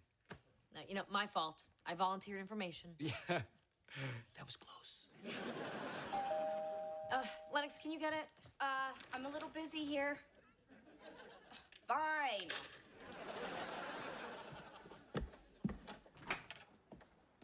Oh, hello. Hi. Listen, I just wanted to catch you before that spirit committee meeting today, which I hope you're going to. You know, Aiden, the spirit committee kind of broke my spirit, so I think I'm gonna pass.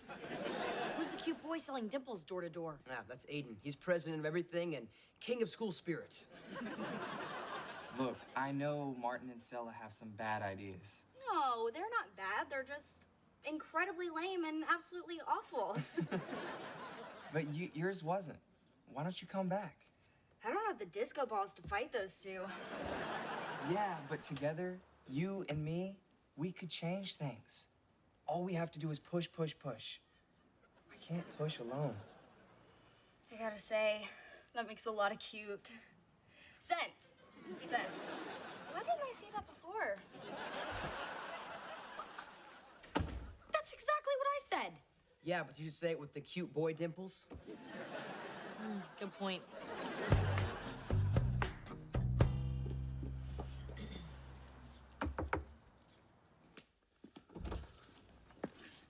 Mel, what are you doing here? I have sandwiches and I brought potato chips. Oh, that is so sweet. But if Mrs. Westburn catches me slacking, she'll chew my head off. Jules, darling, did you want the Pinot or the Zinfandel? Oh, go. It gets ugly once she starts drinking. My cabinets! Who's she? Mrs. Westburn, I'd like you to meet another client of mine, Ms. Burke. Miss Burke. Oh, the needy one. See those olives right there? You might want to wash them before he puts them in your mouth. They've been around.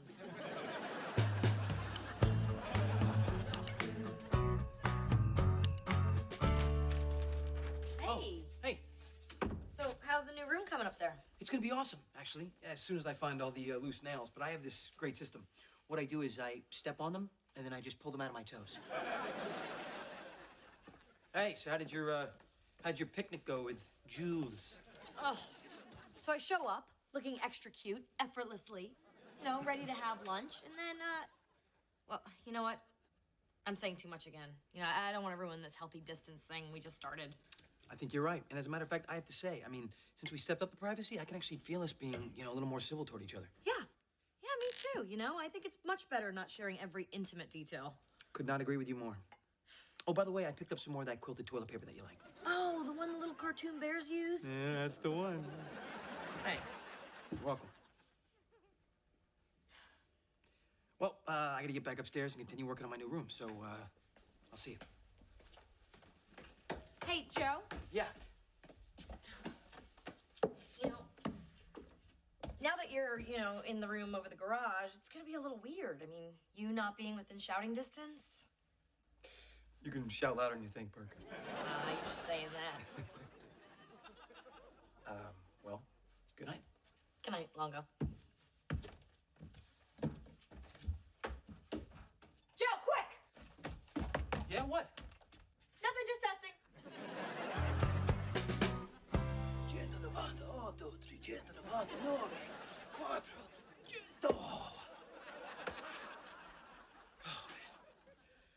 Ah.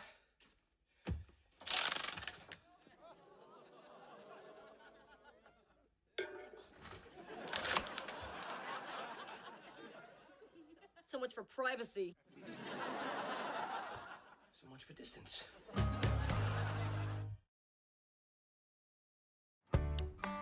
Hey, Ryder, is Lennox here? Lennox! Oh, you know what? She must be upstairs. Lennox! I heard you. Would you stop yelling and... Oh, hey, Aiden. Hey, I know you guys are on that student council spirit thing. I know you're taking suggestions from this. Get out. Save it for the freedom mic. Here's the proposal that's going to the vice principal. It looks good. I guess that's the end of our committee. Maybe we could keep on meeting. You mean like more spirit stuff? No, I was thinking a smaller committee, just 2 people. And we could talk about other important issues, like what movie to go see. You're asking me out, aren't you? I was trying. I don't know. Dating a kid like you could really hurt my street cred. But I'll risk it. Wrong. That is horrible parenting. Well, I am not a parent, and neither are you, Joe pointed out logically. Can I have $50? Melissa asked, only half joking. No. Then relax, all right? Joe continued, his eyes gleaming with a mischievous light. I wrote Lennox a personal check. The check will bounce. Another very valuable life lesson. Melissa stared at him, torn between absolute horror and profound amusement. So is this how you ran your youth center right out of college? Joe waved his hand dismissively. Oh, please, there was no youth center. Can I speak to you in the other room? Melissa requested, her voice dropping to a dangerous whisper. As they walked into the kitchen, Joe muttered to himself, nice knowing you. Oh, I will be fine.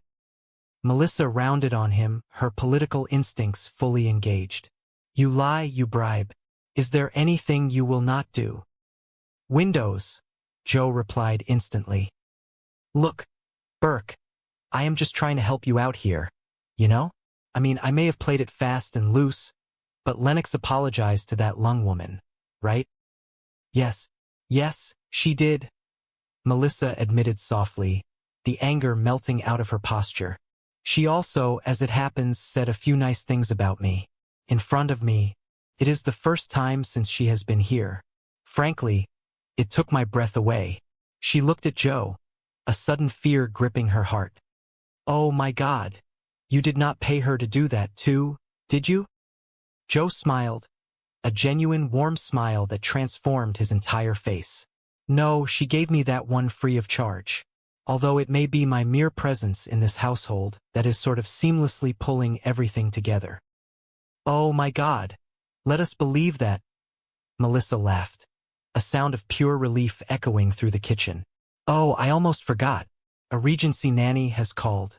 They said that Mistress Dietrich is available and that she will be here at 8 in the morning tomorrow. Joe looked at her, his confident facade slipping for just a fraction of a second. You did not think I could handle this, did you? To be honest, no, Melissa confessed truthfully. Not until you, pulled all that confidence out of your behind. So, is this official now? Because, if not, I can just, hop in my house and drive away. Melissa looked at the man standing before her.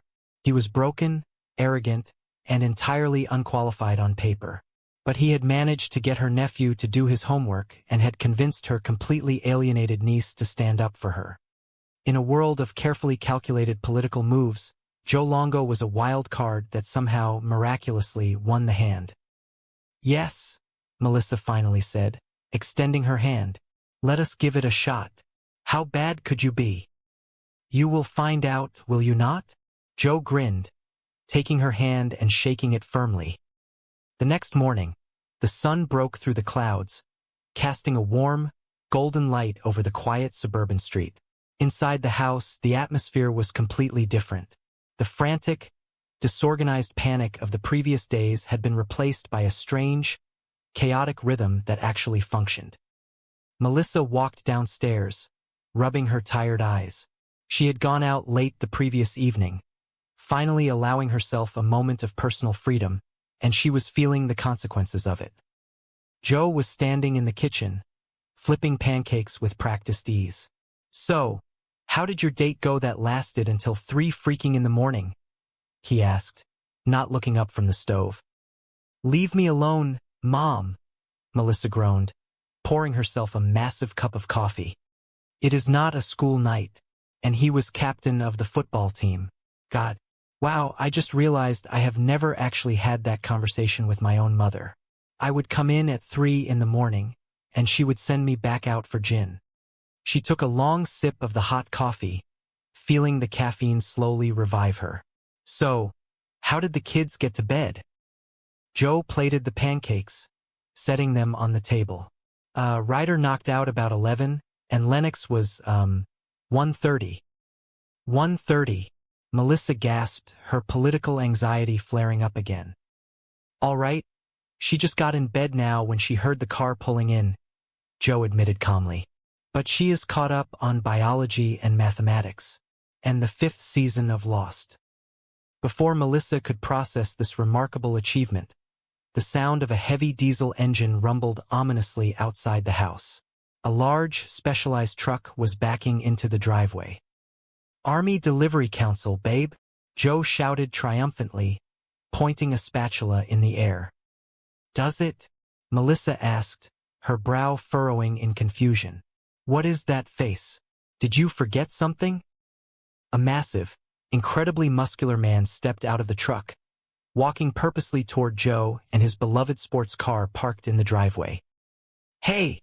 Joe called out, a nervous edge creeping into his voice. "Holy nuts! That guy is huge."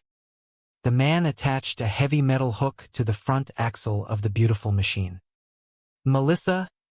Joe said, taking a step backward, his eyes wide with a mixture of terror and comedic resignation. "Melissa, this guy. I am not kidding. This guy is huge, Melissa." Melissa stood at the window, watching the repossession man hook up the last vestige of Joe and his luxurious past. She looked at Joe, then up the stairs where her niece and nephew were finally, miraculously, sleeping peacefully after completing their schoolwork. She took another sip of her coffee, a small, genuine smile playing on her lips.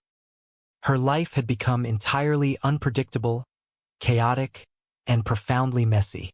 But for the first time since her sister had been taken away, the house did not feel like a holding cell for broken people. It felt in some strange, utterly unconventional way like a home. The atmosphere inside the city council chambers was electric, buzzing with the restless energy of a community that demanded answers. The room felt almost like a stage, the rows of seated citizens watching intently as if they were a live studio audience waiting for the main event to begin. The bright fluorescent lights overhead cast a sharp, unforgiving glare, but Melissa Burke sat at the center of the dais, radiating an effortless, commanding presence. She was a public servant by day, navigating the treacherous waters of local politics, but she also knew how to carry herself with a certain undeniable charm. Her colleague leaned over, a smirk playing on his lips, and whispered that she looked like a public servant by day and a hottie by night. Melissa offered a crisp, knowing smile, adjusting the microphone in front of her. She whispered back that she had to turn on the heat during the day, or else nobody would ever get anything done in this town. She straightened her posture, projecting her voice clear and strong across the room. She announced that the next item on the council storyboard was up for debate. From this moment forward, they were officially capping elementary school class sizes at 22 students. It was a victory for the education system, a triumph she had fought hard to secure. But not everyone in the room saw it that way. A man in the second row, his face flushed with frustration, stood up and pointed a rigid finger toward the dais. He shouted that this new policy was garbage. He meant that quite literally, complaining loudly that actual garbage was piling up in front of his restaurant because the city had cut sanitation pickups to a mere once a week.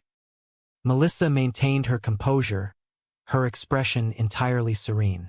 She carefully explained that a reduction in trash service was the necessary sacrifice that paid for the smaller class sizes. She was used to this. Crazy men with metaphorical and literal trash bags coming at her was just part of the job, and the trick was to stay the mature, rational adult in the room. Yes, she certainly did maintain her maturity. In her mind, however, she was telling the garbage complainer to suck it. Before the tension could dissipate, another man shoved his way toward the center aisle. He looked disheveled, his eyes wild with a mixture of anger and desperation. He pointed directly at Melissa, loudly demanding to know where the hell the money her brother-in-law stole from him was hidden. The room fell into a stunned silence. Melissa felt a familiar, exhausting ache behind her eyes. Her sister's husband had orchestrated a massive financial scandal, fleeing the country and leaving Melissa to deal with the catastrophic fallout, including taking in his teenage children. She leaned toward the microphone, her voice steady but laced with a weary edge. She clarified that the man in question was married to her sister, and while she understood the anger, she was not the one responsible. Hoping to defuse the ticking bomb of public humiliation, Melissa looked out at the sea of faces. She asked the room quite. Joe walked back through the front door, looking exasperated. Hello. Hold on a second. Hey, let me ask you something. When is the last time anybody did any laundry in this household? You people live like pigs. These are my delicates. How did you get my delicates? Were you in my room? Melissa stared at him, her mouth agape. Yes, pull the trigger. She told her assistant into the telephone, suddenly terrified of what she had unleashed upon her home. Hey Joe, you were right. I should have that sandwich now, Ryder called from the kitchen. All right, get back up there, Joe commanded Ryder. He turned to Melissa, crossing his arms over his chest. What is he doing home in the middle of the day? Melissa demanded. His history paper, Joe replied casually. What? All right, pack the veins back in your forehead, Melissa warned, stepping closer to him. Joe held his ground. I took the kid to school, right? And he tells me he does not have his history paper. So we drive back here to get it, and then he tells me he did not exactly write it. And I said, well, you better exactly write it because it is due today. So he is up there writing it now, and he does not come out until it is done. Melissa was stunned. Huh? Now that is nannying. You brought him home? You do not bring a kid home who has not done his work. You leave him at school to get yelled at, which is what he has got coming. What kind of rules are those? The rules that everybody knows, Joe replied, completely unfazed. I am somebody. I never heard of them. Melissa checked her watch, her anxiety rising again. Lennox, are you ready? It is time to go. She is not here. Where is she? You were supposed to watch her. You never said that, Joe pointed out accurately. Because it is obvious. The girl got suspended. She is gone. She has ditched the meeting. Melissa threw her hands in the air. You know what? You are right, Joe admitted, surprising them both. I just said you were right. That was a compliment, Melissa snapped. All right, she has like 3 places she usually goes after school. I will just start there. Do you want me to help you? Joe offered, his voice softening slightly. Yes, please do. Meanwhile, up on the roof of the house, Lennox sat with her knees pulled to her chest, staring out at the neighborhood. The wind whipped her hair across her face, masking the tears of frustration and loneliness she refused to let fall. She heard the scrape of shoes on the shingles behind her. Nothing. I can work with this kid. Wow. Joe muttered as he navigated the sloping roof. He sat down a few feet away from her, looking out at the same view. Is this where you come for your adolescent brooding? Lennox did not look at him. Did you come up here to turn me in? It is not really my style, Joe replied easily. What is your style? Outlaw, cast out by the power brokers, forced to live a life in the city, Joe said dramatically, staring into the middle distance. Lennox finally turned her head, offering a tiny, begrudging smirk. Oh, kind of like Batman if he had been demoted to a nanny. Nice, Joe acknowledged, impressed by her sharp wit. Are you not supposed to be at a meeting at your principal and her office right now? Why should I? Lennox exploded, her anger finally finding an outlet. Crap goes on there all the time. Miss Lent fires the music teacher, completely gets rid of the band, and everybody is afraid to talk about it. I am tired of life being unfair. How about for once it just be fair? Joe listened quietly, recognizing the deep, structural pain beneath her teenage rebellion. I would be upset too if my mother and father bailed on me. Lennox flinched, the words hitting her like a physical blow. You are talking about Miss Lent. If you say so, Joe said gently. You do not know anything about me, Lennox whispered fiercely. You are right. I do not, Joe agreed, his voice steady and calm. But what I really do not know about you is why you are taking this all out on your aunt. Because she is the only person who has not bailed on you. Lennox looked away, her throat tightening. Look, I know she can get a little skitsy at times, Joe continued, softening the blow with humor. All times.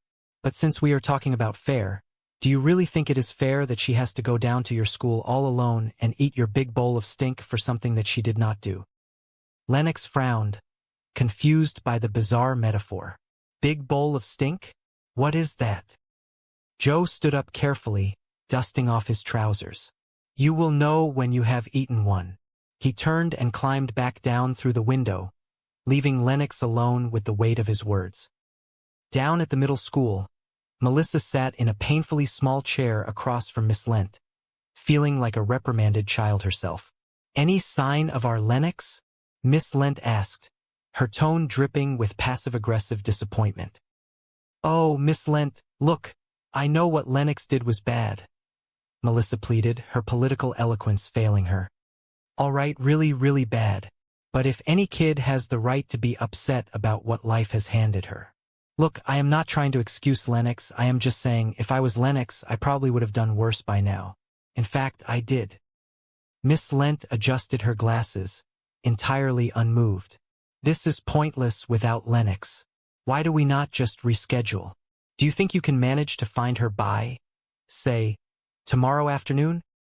Oh, tomorrow the city council session is all day? Melissa stammered, flipping through her mental calendar. But we take lunch 12 to 1. I do not know when you break. Miss Lent leaned forward, clasping her hands on her desk.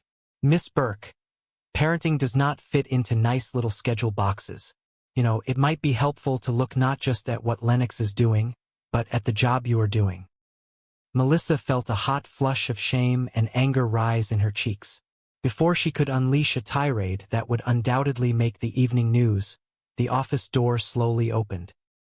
Lennox stood in the doorway, looking small but surprisingly resolute. She is doing all right, the teenager said softly. Melissa turned around, her heart leaping into her throat. Lennox walked into the room and stood beside Melissa. Hey, Lennox said. I am sorry I am late, and I am sorry about the other day with the poem, and I am sorry about the stuff that I said. I was mad, and apparently not really at you, but there is no need to blame my aunt. She has been getting enough of that from me. You know, at least she is trying.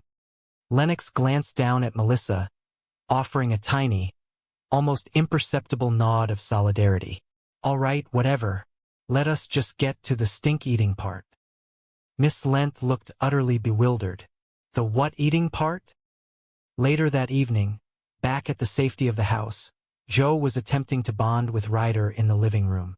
Ryder was practicing his basketball moves, dribbling the ball clumsily across the rug.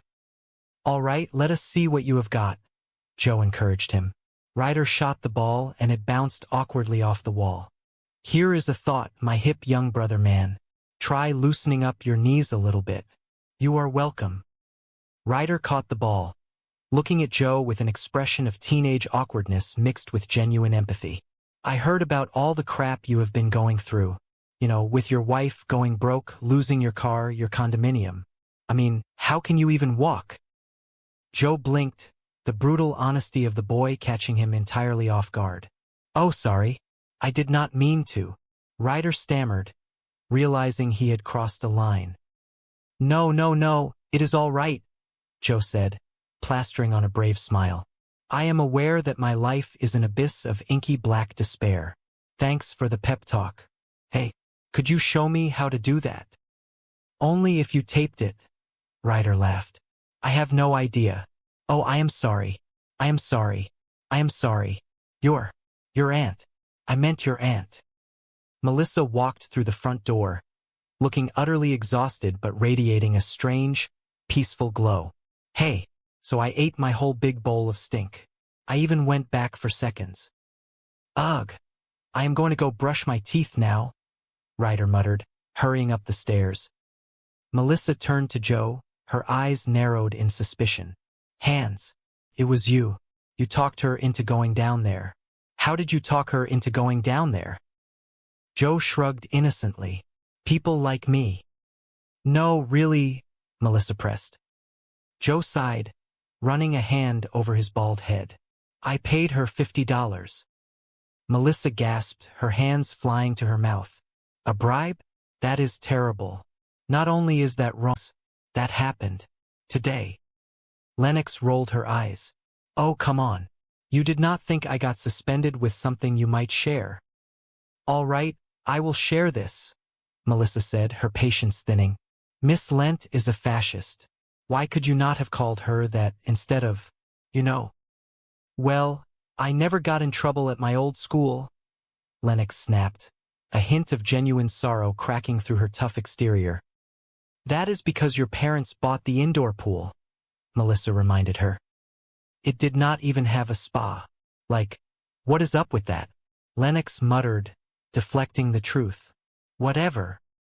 Look, Miss Lent is expecting an apology. You and I have an appointment down in her office at 3:00 tomorrow." "Great. You let me know how that goes," Lennox replied coldly. "Lennox, until you talk to her, you cannot go back to school." "Oh, well, guess I am not going back to school." "Of course you are. This is your education. Nothing is more important." The doorbell chimed downstairs. Melissa gasped. "Oh, that is my date. Oh, I have more to say. You just stay right there." "I will. Stay." Melissa hurried down the stairs, smoothing her dress and fixing her hair. She opened the door, expecting to see Griffin, the handsome man she had been waiting weeks to see. Instead, she found a man standing on her porch. He was broadly built, lacking hair on his head, and carrying a heavy aura of defeat masked by desperate bravado. "Oh, gross. I was expecting my date," Melissa blurted out before she could stop herself. The man held up his hands defensively. "I will be quick. I was a jackass down at City Hall. I never should have crashed your meeting asking where your brother-in-law was. That was wrong. And I just wanted to come here and say that I am sorry." Melissa squinted at him. "Bolivia. Louis is in Bolivia, is he not? You just flinched." "I flinched because you shouted Bolivia," the man retorted. "All right, people in Bolivia flinched. Look, I do not know where the hell he is. Now get lost and leave me alone." Just then, Griffin walked up the pathway, carrying a bouquet of flowers and smelling absolutely wonderful. "Hi, Griffin," Melissa said, her heart sinking. "Hey, do you not look nice and smell handsome?"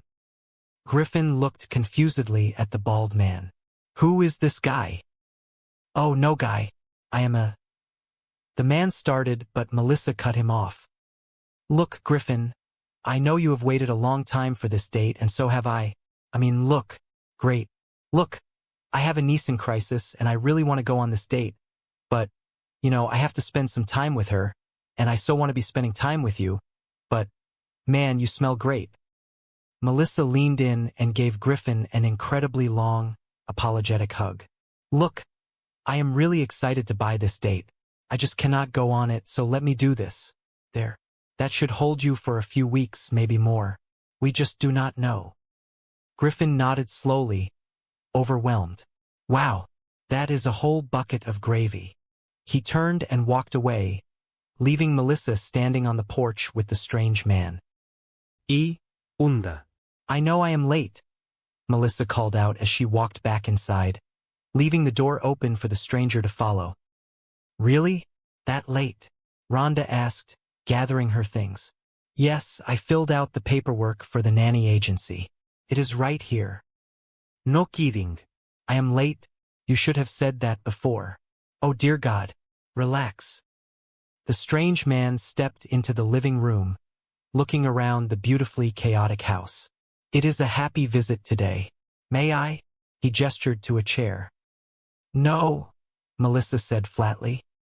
So I found the city budget online last night, and I went through it. The man continued, completely ignoring her rejection. Here is a thought. The cash in the general fund that is just sitting there? Hire me and I will double your rate of return. That way you will have enough money for smaller class sizes and extra garbage pickups. And pie for everyone. Melissa stared at him, bewildered. That sounds like a great plan, and I would sign up immediately if you were not a complete lunatic. The man stood up straighter. Joseph Longo is not a lunatic. Recognition suddenly dawned on Melissa. Joe Longo? You are Joe Longo? You ran the commodities division of Lewis. You made him millions. Legitimat million? Yes. Your bastard brother-in-law pissed away. Sorry. Happy visit. Yes, you went all Bolivia there for a minute, Melissa noted, watching him closely. Yes, so what do you think? Maybe you could get me a job downtown? Joe asked, a hint of genuine desperation leaking into his voice. There is a hiring freeze, Melissa informed him gently. I am really sorry you lost your job. Joe let out a hollow laugh. Yes, that is old news. Yesterday, I lost my condominium. Yes, well, I really need to. And now they are about to repossess my car. Oh, but here is the big headline of the morning. The adorable Mistress Longo has decamped to the house of her mother. Melissa felt a pang of profound sympathy. This man's entire life had unraveled in a matter of weeks. Oh God, I am really going to miss that car, Joe added softly. How can I put this nicely? Melissa sighed. I have got my own problems. So you are not going to help me? Do you live in my district? Now that I am living in my car, yes, Joe replied, his pride completely shattered. Melissa looked at the paperwork Rhonda had left on the table. Look, I have got meetings, a trash revolt, a kid on the brink, and I am in desperate need of professional help. For the household, not me. Joe glanced at the paper. You are not going to find anybody this way. This salary sucks. It is a living, Melissa defended. It includes meals, which she will be cooking because otherwise people will starve. Joe raised an eyebrow. She? It has to be a woman? Only vagina Americans need apply. Melissa glared at him. Personal question. Did your hair get sick of you and leave? Joe touched his bald head defensively. This is a choice. All right. Look. We both know that is a lowball offer, all right? So come on. What is your top number there? That is my top number, Melissa said firmly. All right, you have got to deal with it. I cannot start until Monday. Who offered you a job? Melissa asked, genuinely confused by his audacity. All right, I can start today, Joe negotiated seamlessly. I am just going to have to, move a few things around. Mostly my car. Tuesday is street cleaning, is it not? You do know we are talking about a nanny here, right? Melissa reminded him, feeling like she was losing her grip on reality. There are children involved. Have you ever worked with kids? Are you kidding? Joe scoffed, though his eyes darted away slightly. Right out of college, I ran a youth center downtown. I was in charge of 50 teenagers. Cooked them meals, helped them with their homework. I was Charles absolutely in charge. Melissa studied him. He was a disaster, a fallen corporate giant living in his car. But he was here, and she was desperate. Yes, you are perfect. There is just one little detail. I do not really like you. Before Joe could formulate a witty response, Ryder burst into the room, his backpack slung over one shoulder. You know about the school bus? It is not running today. The block of Jackson Street is closed because of some kind of garbage protest. Melissa panicked. Oh no, oh no, oh no, oh no, oh no. Oh, I mean, golly, tough break. All right, I will take you. I will just miss my meeting. I mean, it is not like we need the police department. No, no, no, no. Joe stepped in smoothly, taking control. You will make your meeting. I will take him. Hey, I am Joe. See that Porsche out there? Yes, it is mine. For 10 more days. Sweet. I do not know if that is your. Oh, screw it. Buckle up. Melissa watched them leave, completely flabbergasted. She pulled out her cellular telephone and dialed her assistant. Is that not the cute yelling guy from yesterday? Yes. He is a homeless commodities trader. He is taking care of the kids. How high do I sound right now? Bottom line, she sounds great. The perfect nanny. You were right. I cannot do this alone. What commodities trader? No. He is just temporary. And he is not cute. No, he is not. He has no hair. All right. Before we pull the nanny trigger, when do I interview this lady? Suddenly, a public servant by day and an absolute vision of beauty by night. Melissa adjusted the lapel of her tailored jacket, her expression a mixture of pride and exhaustion. Well, I have to turn on the heat during the day, or nobody gets anything done, she replied, her voice carrying the practiced confidence of a woman who had spent her entire life navigating the complex waters of politics. Across the room, a television monitor flickered to life, displaying the local news broadcast. Oh, the council story is up, someone announced. The room grew quiet as Melissa's recorded voice echoed from the speakers. From now on, we are capping elementary school class sizes at 22 students. Her televised self declared, presenting a monumental victory for the education system of their community. It was a policy she had fought tirelessly to implement, believing deeply in the value of individualized attention for young minds. However, progress always came with a price. From the back of the crowded town hall, a heavy-set man in a stained apron stood up, his face flushed with anger. This is garbage, the restaurant owner shouted, his voice echoing against the hard walls. Which is piling up in front of my restaurant because you cut pickups to once a week. Melissa took a deep breath, maintaining her composure. She knew this was coming. Well, a reduction in trash service is what pays for the smaller class sizes, she explained clearly, hoping logic would prevail over frustration. It was a delicate dance. Crazy men with trash bags were coming at her, yet she had to stay the mature, rational adult. And yes, she thought to herself with a quiet surge of triumph, she did exactly that. Take that, garbage man, she mused silently. But the room was not done with her. Another man, his face twisted in a sneer, pointed a finger directly at her podium. Now, where in the world is the money your brother-in-law stole from me? The room gasped. It was the elephant in the room, the dark cloud that had been following Melissa ever since the scandal broke.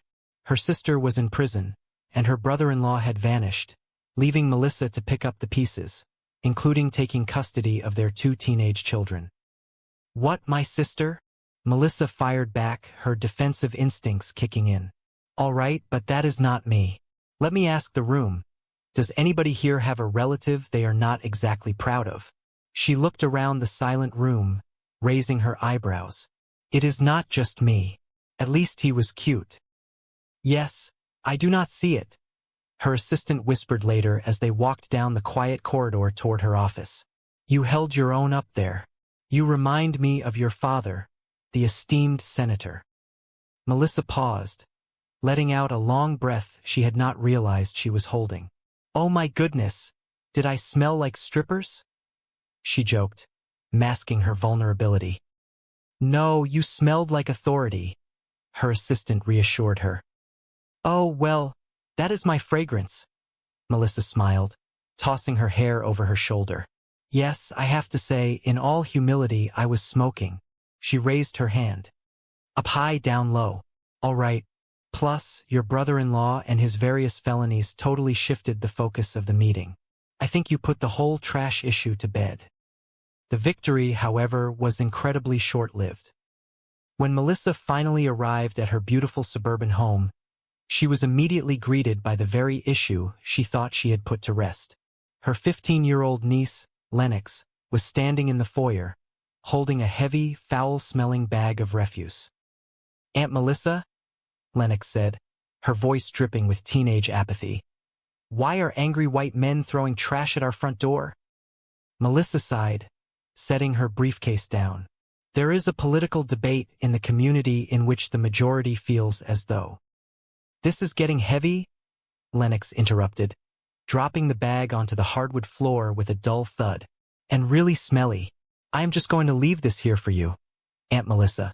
There are like 10 more on the porch. Melissa rubbed her temples. Hey, Lennox, did you see the dresser I put in your room? Lennox crossed her arms, her posture stiffening. Yes, it is really cute, but I am all right. I have got suitcases. Melissa watched her niece walk away, a profound sadness settling in her chest. The poor girl still thought living here was temporary. Lennox no longer told Melissa what she thought. Their relationship used to be so different. It used to be, I will sneak out of the house, Aunt Melissa, or let us get matching tattoos, Aunt Melissa. Now, it was just cold compliance, mostly, because I said so, Aunt Melissa. I do horrible things, like put furniture in her room, Melissa muttered to herself. Clearly, I am a monster. Rhonda, the wise and patient babysitter who had been helping Melissa keep the household afloat, walked into the hallway. Of course she is difficult. Do you not remember what you were like at 15? Not very clearly, Melissa admitted. I did a lot of drinking then. She shook her head, trying to focus on the evening ahead. I am going out tonight, so Rhonda is staying with you guys if you need anything. The coach says you need a better jump shot. Do you have one of those? Rhonda smiled confidently. Yes, we Asian women are all about the hoops. Melissa turned toward the stairs, raising her voice so her nephew, Ryder, could hear. So if you have got any homework, do it. And beyond that, just be good and do not torch the place, Rhonda offered helpfully. Yes, Melissa nodded gravely. It was one little single alarm fire at his old house, the week his father ran off. He was angry. He just stacked 20 of his father and his suits on the driveway, added some top-shelf cognac, and lit them up. In a way, we all need to let things out every now and then, Rhonda said gently, showing a deep understanding of human nature. No, we do not, Melissa countered firmly. The urge to set things on fire we repress. Thank you for babysitting. I have not had a date since the kids moved in. It has been so long. I am actually nervous. Melissa rushed upstairs to change. When she returned, she held up 2 pairs of shoes. All right, what do you think? These say smart, independent, bright political future. These say the former bad girl is back. What, are you going hiking? Rhonda asked, pointing to a sensible pair of flats. That is yours. Before Melissa could make a final decision, the telephone rang. It was a sound that lately only brought complications. Hello, Melissa answered. Miss Lent, the middle school principal? She did what? What did she do? When? Where? Really? Today? Melissa felt the color drain from her face. Lennox did that. Miss Lent. I find that hard to believe. She paused, listening to the stern voice on the other end. No, she did not tell me. It is not at all typical. Of course I believe you. I know when something is serious. It is really serious. I am really sorry that this happened. I will talk to Lennox. But I am telling you, this could not have happened. She hung up the telephone, her hands shaking slightly. Guess what? Today at school, Lennox handed out flyers containing an original poem rhyming her principal and her name in a creative way that did not go over well with Miss Lent. Not to send up a flare, but there is a possibility Channel 5 has a story. Are you sure? Rhonda asked, her eyes widening. Pretty sure. I was just on the air, live, denying it. Melissa buried her face in her hands. 2 months living with me and she gets suspended. Legal guardian of the year. Thank you. Rhonda patted her shoulder sympathetically. I keep telling you, hire somebody. An organizer, a professional. Those kids need structure and discipline and possibly electroshock therapy. And you, my dear, cannot do everything. Well, maybe not everything, but I can certainly do this, Melissa declared, gathering her courage. It is just a matter of going up there and setting that girl straight. I have not moved yet, have I? Why is my sister not here to discipline her own daughter? Because she is locked up in federal prison. Melissa marched upstairs and pushed open Lennox and her bedroom door. She found her niece sitting on her unmade bed, staring blankly at the wall. Remember you and me at the Fall Out Boy concert? Melissa started, trying to find a bridge of connection. I just found this old picture. Lennox did not even look up. Oh, you mean the one that was hanging very obviously in the hallway outside the door? Not obviously. Affectionately, Melissa corrected gently. That was some night, huh? Fall Out Boy. Woohoo. Where are we going with this? I was just remembering the good times, you know? When we shared, told each other things. Important things. I am just saying, if I was Lennox, I probably would have done worse by now. In fact, I did. Mrs. Lent was entirely unmoved. This is pointless without Lennox. Why do we not just reschedule? You think you can manage to find her by, say, tomorrow afternoon? Oh, tomorrow's city council session is all day, Melissa stammered, looking through her planner. But we take lunch from 12 to 1. I do not know when you break. Mrs. Lent leaned forward, her eyes narrowing into cold slits. Mrs. Burke, parenting does not fit into nice little schedule boxes. You know, it might be helpful to look not just at what Lennox is doing, but at the job you are doing. Melissa felt a hot wave of defensive anger wash over her, but before she could formulate a response, the heavy wooden door creaked open. Lennox stood there, looking nervous but resolute. Joe stood a few paces behind her in the hallway, giving her an encouraging nod. She is doing okay, Lennox said quietly, stepping into the room. Hey, I'm sorry I am late, and I am sorry about the other day with the poem, and I am sorry about the stuff that I said. I was mad, and apparently not really at you. Lennox turned to her aunt, her voice softening with genuine affection. But there is no need to blame my aunt.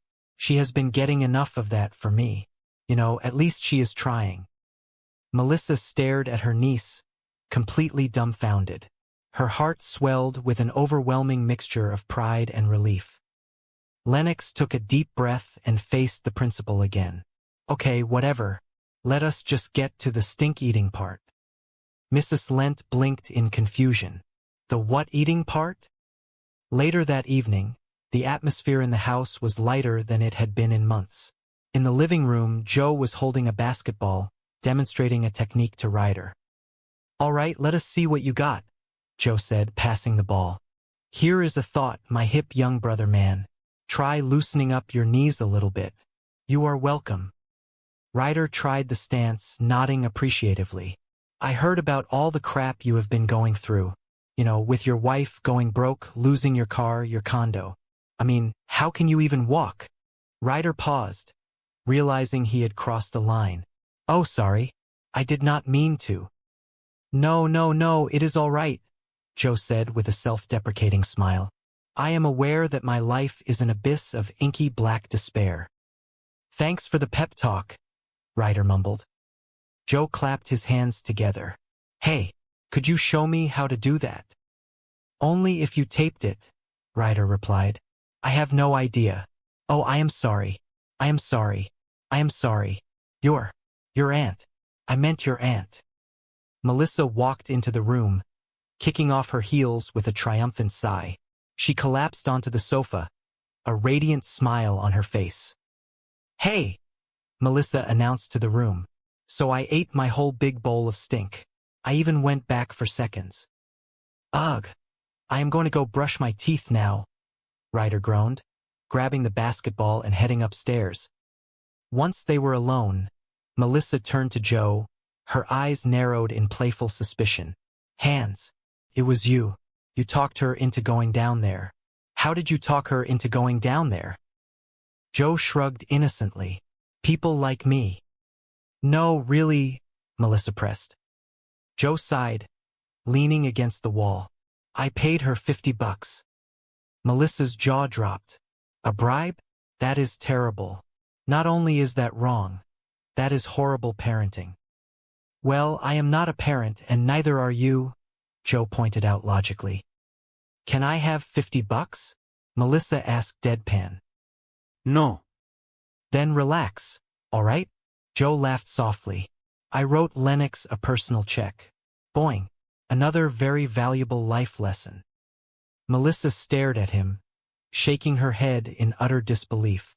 So is this how you ran your youth center right out of college?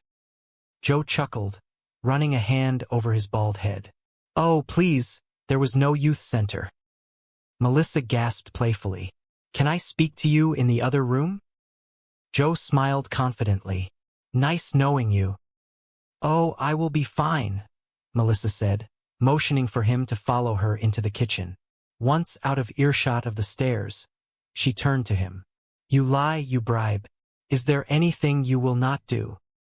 Windows, Joe replied instantly. Look, Burke, I am just trying to help you out here, you know? I mean, I may have played it fast and loose, but Lennox apologized to that lung woman, right? Yes, Melissa admitted, a soft smile returning to her lips. Yes, she did. She also, as it happens, said a few nice things about me. In front of me. It is the first time since she has been here. Frankly, it took my breath away. Joe smirked. Oh my God. You did not pay her to do that too, did you? No. She gave me that one free of charge, Melissa said, her heart warming at the memory. Although it may be my mere presence in this household that is sort of seamlessly pulling everything together. Oh my God. Let us believe that, Joe laughed. Melissa walked over to the counter, picking up a notepad. Oh, I almost forgot. A Regency nanny has called. They said that Mrs. Dietrich is available and that she will be here at 8 in the morning tomorrow. Joe's face fell slightly, a flicker of disappointment crossing his features. You did not think I could handle this, did you? To be honest, no, Melissa answered truthfully. Not until you, pulled all that confidence out of your ass. Joe stood up straighter, looking her in the eye. So, is this official now? Because, if not, I can just, hop in my house and drive away. Melissa looked around the kitchen, feeling the profound shift in the energy of her home. It was messy, unorthodox, and completely unpredictable. But for the first time since her sister had been taken away, it felt like a family. Yeah, Melissa said softly, holding out her hand. Let us give it a shot. How bad could you be? Joe took her hand, his grip firm and warm. You will find out, will you not? The next morning broke with the chaotic brilliance that was quickly becoming the new normal in the Burke household. Melissa stumbled down the stairs, wearing oversized sweatpants and a messy bun. She found Joe standing at the stove, expertly flipping pancakes. So, how did your date go that lasted until 3 freaking in the morning? Joe asked without turning around, flipping a perfect golden pancake onto a plate. Leave me alone, Mom, Melissa groaned, pouring herself a massive cup of black coffee. It is not a school night. And he was captain of the football team, Joe teased, pouring syrup. Melissa took a sip of coffee, a wry smile touching her lips. God. Wow, I just realized I have never actually had that conversation with my own mom. I would come in at 3 in the morning, and she would send me back out for gin. Joe laughed, sliding a plate of food across the counter toward her. Eat. So, how did the kids get to bed? Melissa asked, diving into the breakfast. Ryder knocked out about 11 and Lennox was, 1:30, Joe reported accurately. 1:30. Melissa choked on her food. All right. She just got in bed now when she heard the car pulling, but she is caught up on biology and math, and the 5th season of Lost. Just as Melissa was about to reprimand him for their sleep schedules, the front doorbell rang with a heavy, demanding buzz. Army Delivery Council. Babe? A booming voice shouted from outside. Does it? Joe muttered, walking toward the door. Melissa watched his expression shift from casual amusement to absolute bewilderment as he opened the door. What is that face? Melissa asked, standing up. Did you forget something? Hey! Joe called out, stepping back into the hallway. Holy nuts, that guy is huge. Mel, this guy. I am not kidding. This guy is huge, Mel. Melissa sighed, setting down her coffee cup. She did not know exactly what was standing on her front porch, but as she looked at Joe Longo, the fallen millionaire who had somehow pieced her broken family back together in less than 24 hours, she realized she was finally ready to face whatever chaos was waiting for them next. The television studio lights faded from Melissa's memory, replaced by the stark, fluorescent reality of the municipal building. She stood in the center of the room, a beacon of determination amidst the chaotic hum of local government. Her colleague approached, offering an admiring glance that broke the tension of the afternoon. Look at you, her colleague observed with a warm smile. Joe closed his eyes, calculating his absolute rock bottom. All right, you gotta deal with it. I cannot start until Monday. Who offered you a job? Melissa snapped back playfully. All right, I can start today, Joe conceded quickly. I am just going to have to, move a few things around. Mostly my car. Tuesday is street cleaning, is it not? Melissa crossed her arms, studying him closely. You do know we are talking about a nanny here, right? There are children involved. Have you ever worked with kids? Joe laughed, a booming, confident sound that filled the hallway. Are you kidding? Right out of college, I ran a youth center downtown. I was in charge of 50 teenagers. Cooked them meals, helped them with their homework. I was Charles Friggin in charge. Melissa studied his face. There was a desperate earnestness there, buried beneath layers of pride and sarcasm. Yeah, you are perfect, Melissa finally said, offering a small, ironic smile. There is just one little detail. I do not really like you. Suddenly, the front door burst open, and Ryder ran in, looking panicked. You know about the school bus? Not running today. Jackson Street is blocked because of some kind of garbage protest. Crap, crap, crap, crap, crap, Melissa chanted softly, pacing the floor. Oh, I mean, golly, tough break. Okay, I will take you. I will just miss my meeting. I mean, it is not like we need the police department. No, Joe interrupted smoothly, stepping forward to take control. You will make your meeting. I will take him. He extended a large, friendly hand toward the boy. Hey, I am Joe. Ryder looked at him suspiciously. See that Porsche out there? Joe asked, pointing out the window. Ryder's eyes lit up. Yeah. It is mine, Joe said proudly. For 10 more days. Sweet. Screw it. Buckle up. As Joe and Ryder walked out the door, Ryder turned back to his aunt, whispering loudly. Is that not the cute yelling guy from yesterday? Yeah, Melissa sighed. He is a homeless commodities trader. He is taking care of the kids.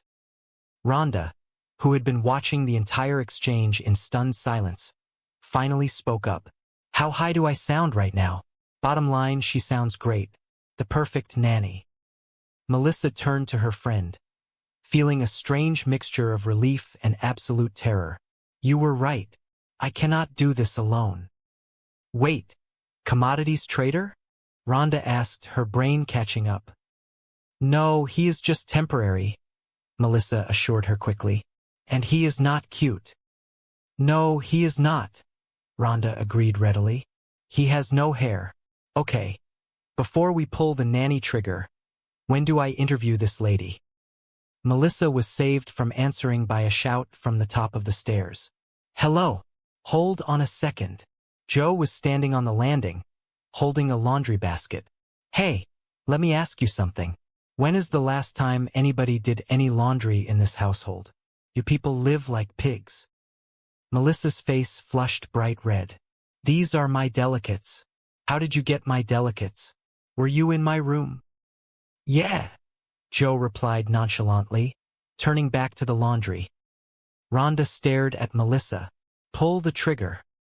A few hours later, Melissa returned from her meeting, her mind swirling with zoning laws and budget deficits.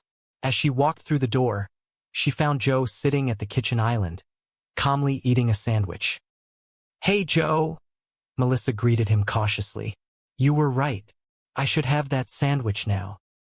Suddenly, Ryder emerged from the living room, heading toward the stairs. All right, get back up there, Joe commanded sharply. Ryder groaned and stomped upstairs. Melissa stared at Joe in disbelief.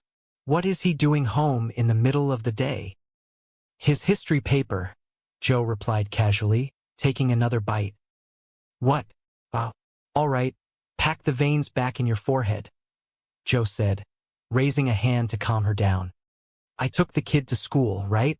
And he tells me he does not have his history paper. So we drive back here to get it, and then he tells me he did not exactly write it. And I said, well, you better exactly write it because it is due today. So he is up there writing it now. And he does not come out until it is done. Melissa looked at him, genuinely impressed. Ha! Now that is nannying. But then her protective instincts flared. Wait, you brought him home? You do not bring a kid home who has not done his work. You leave him at school to get yelled at, which is what he has got coming. Joe rolled his eyes. What kind of rules are those? The rules that everybody knows, Melissa insisted. I am somebody. I never heard of them. Joe dismissed her with a wave of his hand. Melissa checked her watch. Lennox, you ready? It is time to go. Silence echoed through the house. She is not here, Melissa realized, panic rising in her chest again. Where is she? You were supposed to watch her. You never said that, Joe defended himself. Because it is obvious, Melissa yelled. The girl got suspended. She is gone.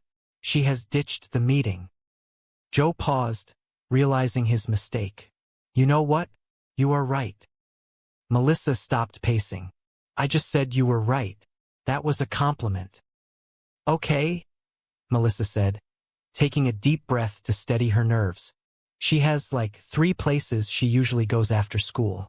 I will just start there. You want me to help you? Joe offered, his voice softening with genuine regret. Yes, please do, Melissa replied, grabbing her keys. As they split up to search the neighborhood, Joe found himself wandering through a small park near the edge of town. He spotted a figure sitting alone on a wooden bench beneath a large oak tree. It was Lennox. Her knees were pulled up to her chest, her expression stormy and lost. Joe approached slowly, not wanting to spook her. He sat down on the other end of the bench, giving her space. Nothing, Joe muttered, shaking his head slightly. I can work with this kid. Wow. Is this where you come for your adolescent brooding? Lennox did not look at him. You come up here to turn me in? It is not really my style, Joe replied smoothly. Lennox finally turned her head, fixing him with a cynical stare. What is your style? Outlaw, Joe said, leaning back and looking up at the leaves. Cast out by the power brokers, forced to live a life in the city. Lennox scoffed. Oh, kind of like Batman if he had been demoted to a nanny. Joe smiled, a genuine, warm smile. Nice. Are you not supposed to be at a meeting at your principal's office right now? Lennox hugged her knees tighter. Why should I? Crap goes on there all the time. Mrs. Lent fires the music teacher, completely gets rid of the band, and everybody is afraid to talk about it. I am tired of life being unfair. How about for once it just be fair? Joe looked at her, truly looking at her. He saw beyond the teenage rebellion to the deep, aching wound beneath. I would be upset too, if my mom and dad bailed on me. Lennox's eyes flashed with sudden, fierce anger. You are talking about Mrs. Lent. You say so. You do not know anything about me. You are right, I do not, Joe conceded softly. But what I really do not know about you is why you are taking this all out on your aunt. Lennox looked away, her tough exterior cracking slightly.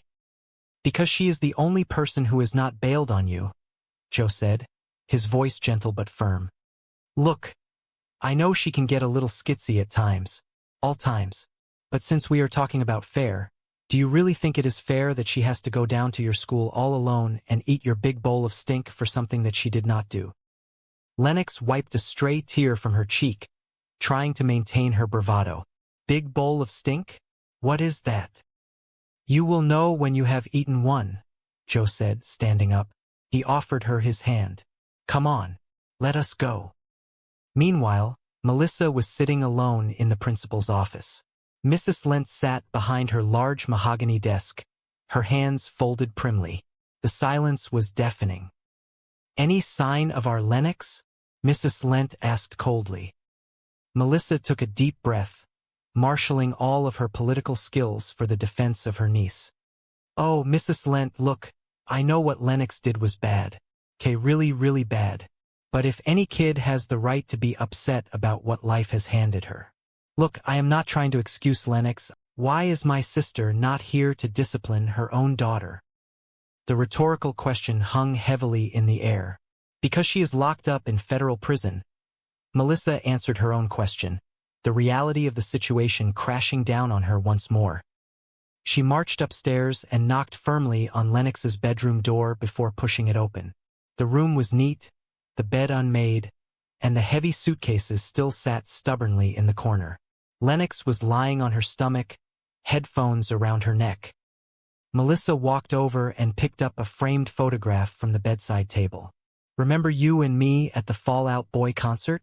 I just found this old picture. Lennox rolled over, sighing.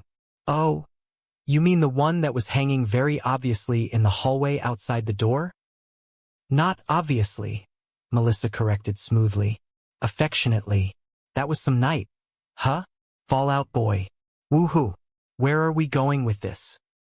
Lennox sat up, crossing her arms defensively. I was just remembering the good times, you know? Melissa continued softly.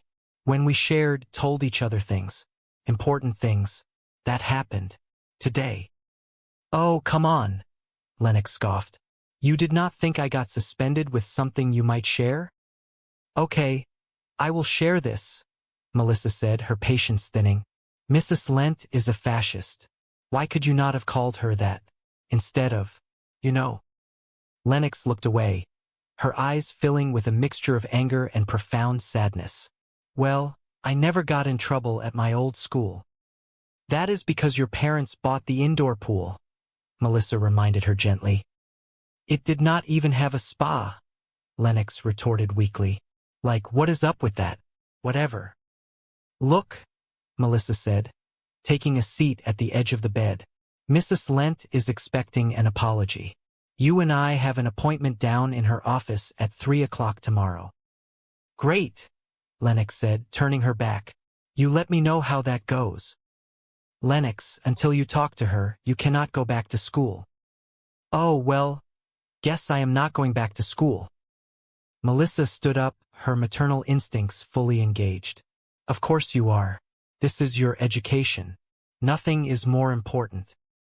Just then, the doorbell chimed downstairs. Oh, that is my date, Melissa said, her heart leaping into her throat.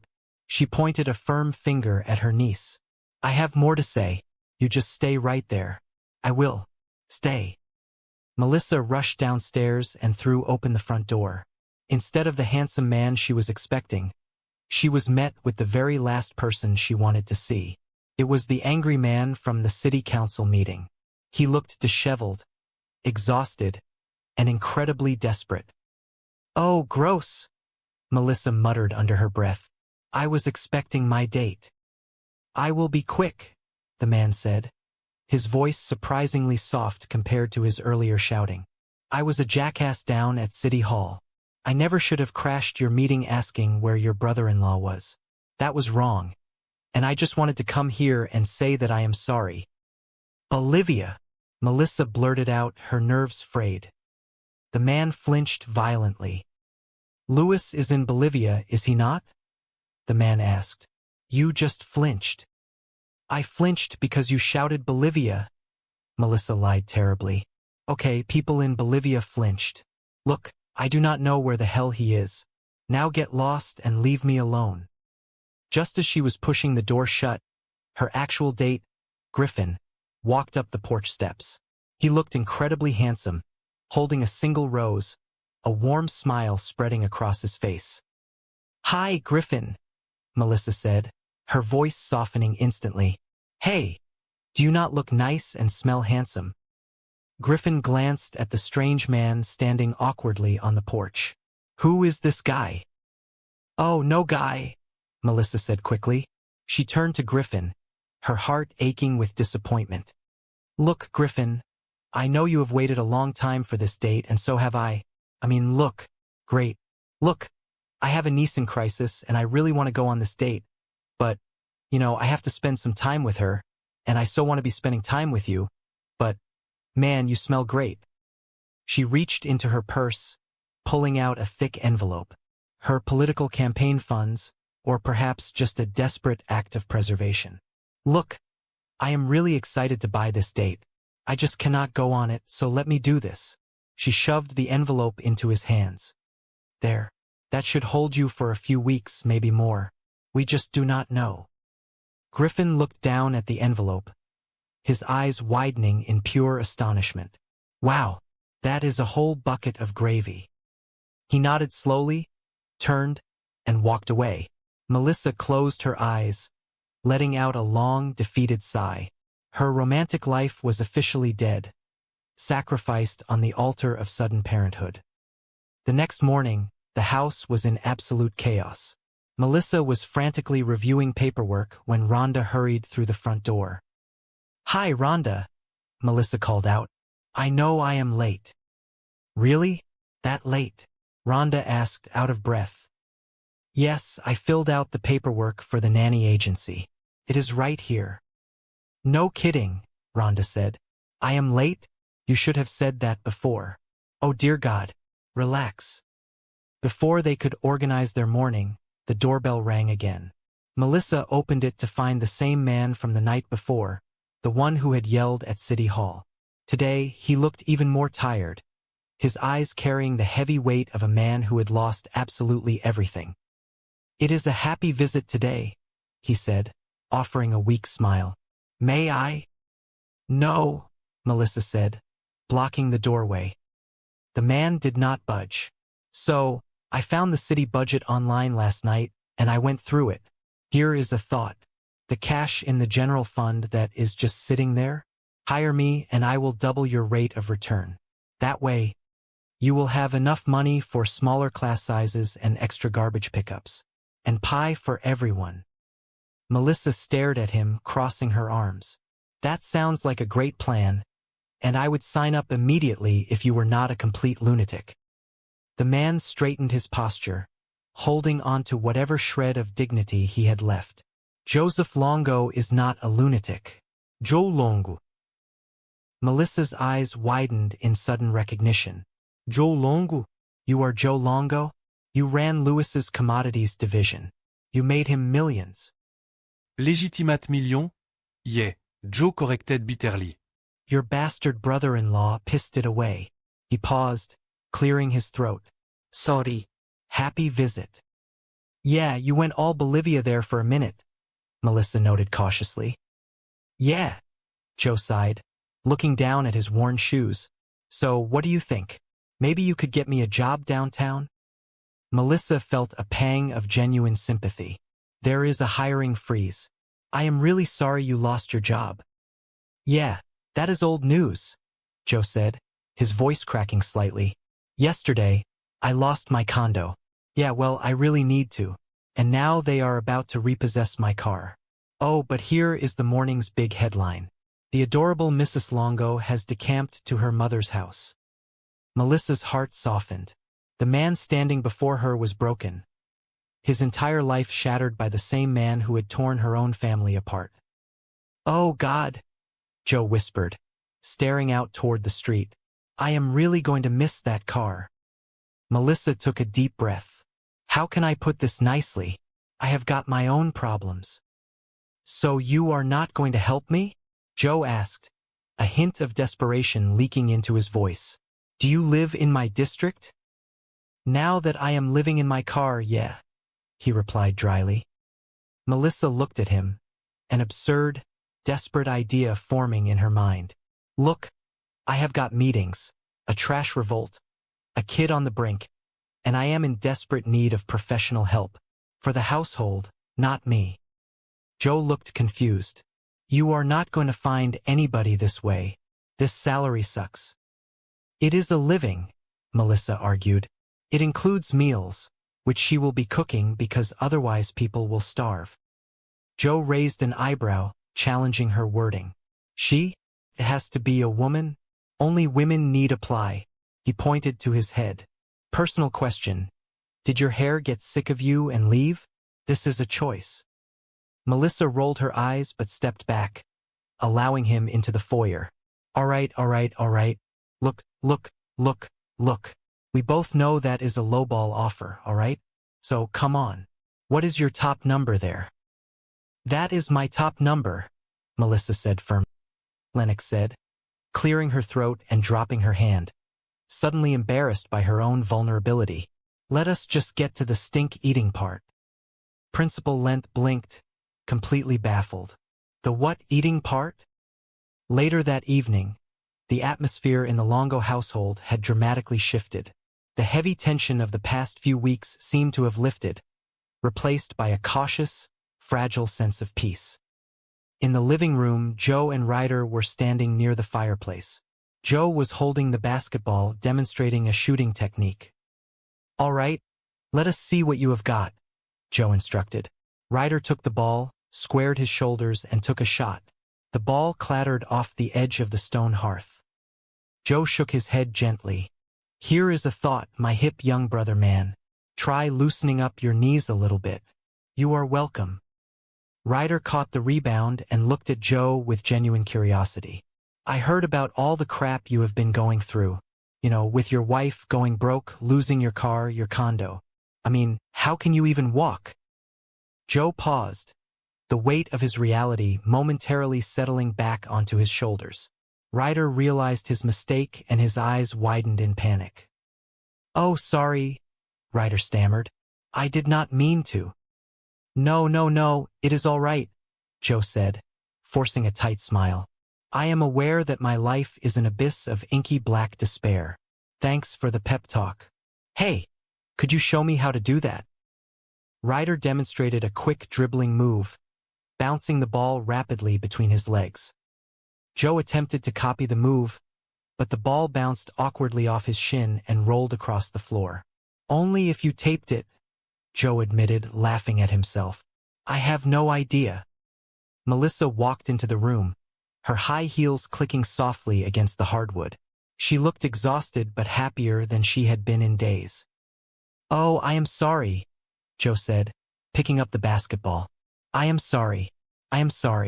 Your aunt. I meant your aunt. Melissa smiled warmly at him. Hey, so, I ate my whole big bowl of stink today. I even went back for seconds. Ryder looked between them, confused. Ugh. I am going to go brush my teeth now. He quickly exited the room, leaving the two adults alone. Melissa walked over to Joe, a triumphant glint in her eye. Hands. It was you. You talked her into going down there. How did you talk her into going down there? Do people like me? Joe leaned against the mantelpiece, a smirk playing on his lips. No, really. I paid her $50. Melissa's smile vanished instantly. A bribe? That is terrible. Not only is that wrong, that is horrible parenting.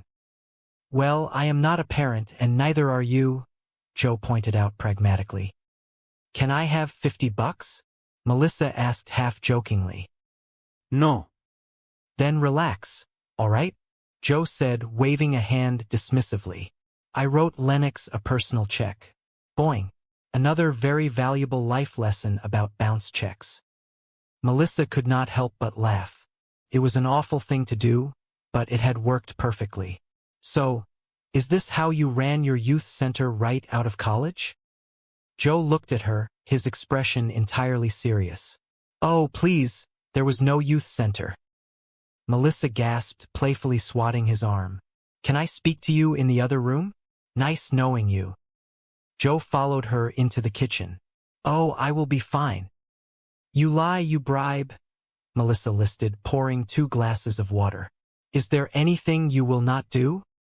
Windows, Joe replied without missing a beat.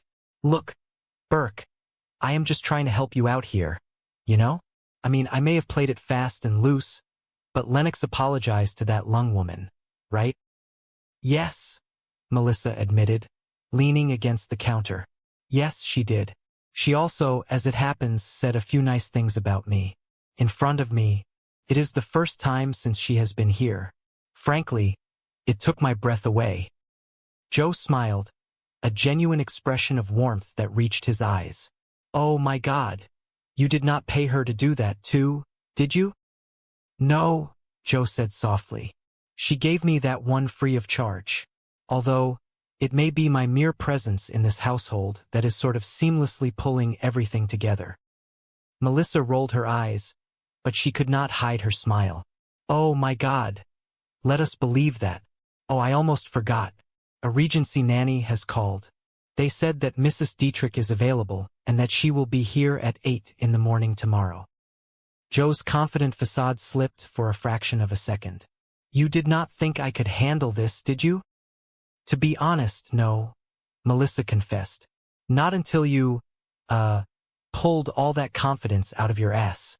She looked at him, seeing not the arrogant commodities trader who had crashed her meeting, but a man who was desperately trying to put his life back together by helping her fix hers. So, is this official now? Because, if not, I can just, hop in my house and drive away. Melissa held out her hand. Yeah, let us give it a shot. How bad could you be? Joe took her hand, his grip firm and reassuring. You will find out, will you not? Later that night, the house was finally quiet. Melissa had decided to try her date with Griffin again. It had gone wonderfully. She walked through the front door at 3 in the morning, her heels in her hand, a soft, happy sigh escaping her lips. She tiptoed into the living room, only to freeze. Joe was sitting on the sofa, bathed in the soft glow of a single reading lamp. He was wearing an old college sweatshirt and sweatpants, holding a mug of tea. He looked up at her, an expression of stern parental disappointment on his face. So, Joe said, his voice low and dramatic, how did your date go that lasted until 3 freaking in the morning? Melissa burst out laughing, the sound bubbling up uncontrollably. Leave me alone, Mom. It is not a school night. And he was captain of the football team, God, Joe mocked, shaking his head. Wow. I just realized I have never actually had that conversation with my own mom. I would come in at 3 in the morning, and she would send me back out for gin. Melissa walked over and collapsed onto the armchair opposite him. So, how did the kids get to bed? Ryder knocked out about 11, Joe reported, taking a sip of his tea. And Lennox was, 1:30. 1:30, Melissa exclaimed, her protective instincts flaring up. All right, she just got in bed now when she heard the car pulling up, Joe confessed. But she is caught up on biology and math, and the 5th season of Lost. Before Melissa could respond, a heavy, Rhythmic pounding echoed from the front door. It sounded like someone was trying to break the wood down. Army Delivery Council. Babe? A deep, booming voice shouted from outside. Does it? Joe asked, standing up quickly. What is that face? Did you forget something? Melissa's eyes widened in terror. Hey, holy nuts, that guy is huge. The pounding continued, vibrating the floorboards. Melissa, Joe yelled, moving defensively toward the door. Melissa, this guy. I am not kidding. This guy is huge, Melissa. And as the chaotic noise filled the once quiet room, Melissa could not help but smile. Her life was completely out of control, filled with angry garbage men, angsty teenagers, unexpected deliveries, and a homeless, broke, entirely unqualified nanny who happened to drive a Porsche. It was a disaster waiting to happen. But for the first time in 2 months, looking at the ridiculous scene unfolding in her living room, Melissa felt like she might just survive it. They might all just survive it together. The bright, unrelenting fluorescent lights of the city council chambers beat down upon Melissa Burke. She stood at the heavy oak podium, a picture of modern professionalism and quiet authority.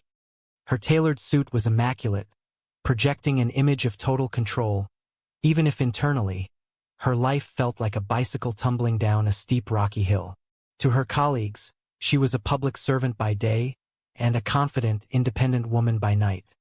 She had to turn on the heat and project strength during the day. She often reminded herself, or nobody would ever get anything done in this town. She took a slow, deep breath, her eyes sweeping over the crowded room of restless citizens. She adjusted the microphone, the metallic click echoing softly through the hall. The council story is up, Melissa announced, her voice clear and ringing with absolute conviction. From now on, we are capping elementary school class size at 22 students. The room then back at the sleek sports car. Oh, screw it. Buckle up. As Lennox ran out the door, Melissa grabbed the phone and dialed Rhonda. Is not that the cute yelling guy from yesterday? Rhonda asked through the receiver. Yeah, Melissa whispered frantically. He is a homeless commodities trader.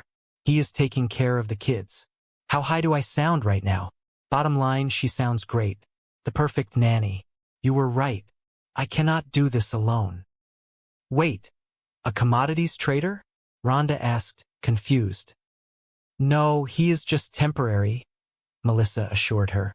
And he is not cute. No, he is not. He has no hair. Okay. Before we pull the nanny trigger, when do I interview this lady? Rhonda asked. Melissa paused, watching Joe walk toward the Porsche. Hello. Hold on a second. She leaned out the door.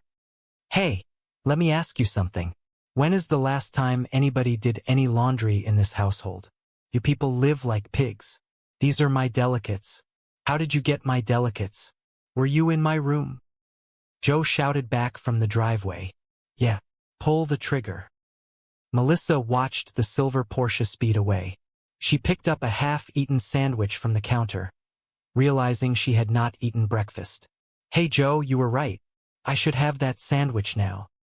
Later that afternoon, Melissa returned home from City Hall, her head pounding with a fresh headache. She walked into the living room and stopped dead in her tracks. Ryder was sitting at the kitchen table, furiously writing on a pad of paper, while Joe stood over him, holding a spatula. Hey, Melissa. Joe greeted her casually. All right, get back up there, Melissa ordered Ryder, confused by the scene. What is he doing home in the middle of the day? He is supposed to be in school. His history paper, Joe replied simply. What? Melissa asked, her voice rising. Wow, all right, pack the veins back in your forehead. Explain this to me. Joe leaned against the counter, perfectly calm. I took the kid to school, right? And he tells me he does not have his history paper. So we drive back here to get it, and then he tells me he did not exactly write it. And I said, well, you better exactly write it because it is due today. So he is up there writing it now. And he does not come out until it is done. Melissa stared at him, her mouth agape. Ha! Now that is nannying. You brought him home? You do not bring a kid home who has not done his work. You leave him at school to get yelled at, which is what he has got coming. What kind of rules are those? The rules that everybody knows, Joe stated matter-of-factly. I am somebody, Melissa countered, and I never heard of them. She checked her watch, panic returning. Where is Lennox? Lennox, are you ready? It is time to go to the principal's office. She searched the downstairs rooms. She is not here. Where is she? You were supposed to watch her. Joe shrugged indifferently. You never said that. Because it is obvious, Melissa yelled, throwing her hands in the air.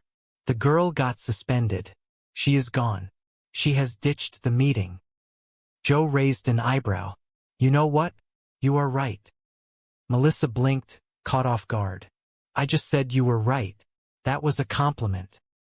Okay, Melissa said, pacing the floor. She has like 3 places she usually goes after school. I will start there. Do you want me to help you? Joe offered. Yes, please do, Melissa pleaded. They searched the neighborhood for an hour, coming up with absolutely nothing. Melissa was on the verge of a breakdown. Joe, however, remained surprisingly calm. He returned to the house while Melissa continued checking the local coffee shops. Joe walked up the stairs and climbed the small ladder leading to the roof access. He pushed open the heavy wooden hatch and stepped out onto the flat, tar-papered roof. There, sitting on the edge with her knees pulled to her chest, was Lennox. She was staring out at the city skyline, the wind blowing her dark hair across her face. I can work with this kid, Joe muttered to himself. He walked over and sat down beside her. Wow, is this where you come for your adolescent brooding? Lennox did not look at him. Did you come up here to turn me in? It is not really my style, Joe replied, looking out at the view. What is your style? Lennox asked sarcastically.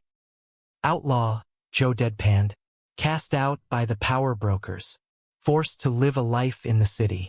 Oh, kind of like Batman if he had been demoted to a nanny. Lennox let out a small, begrudging snort of laughter. Nice. Joe turned to her, his tone turning serious. Are you not supposed to be at a meeting at your principal's office right now? Why should I?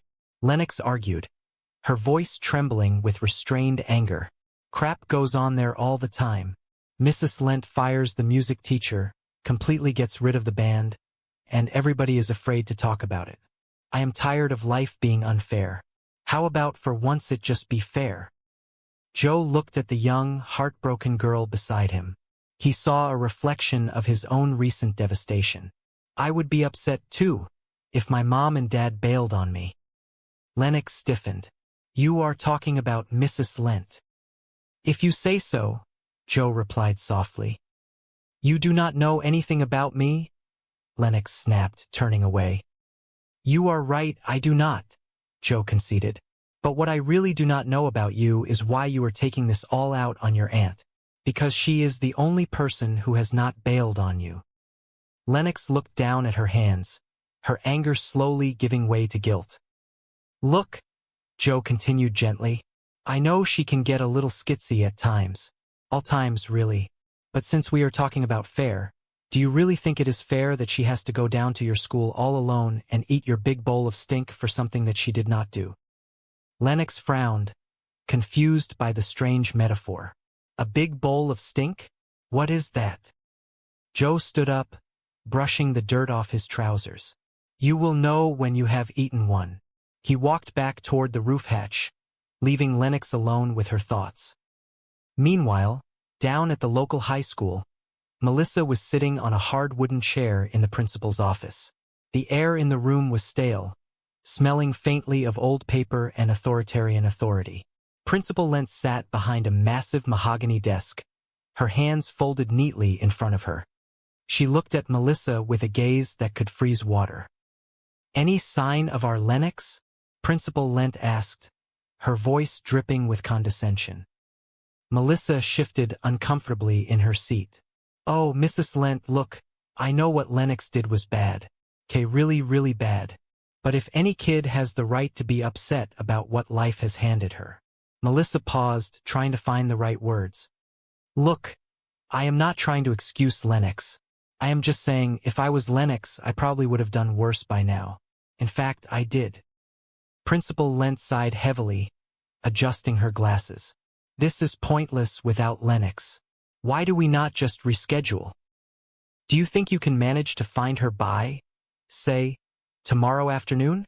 Melissa asked hopefully.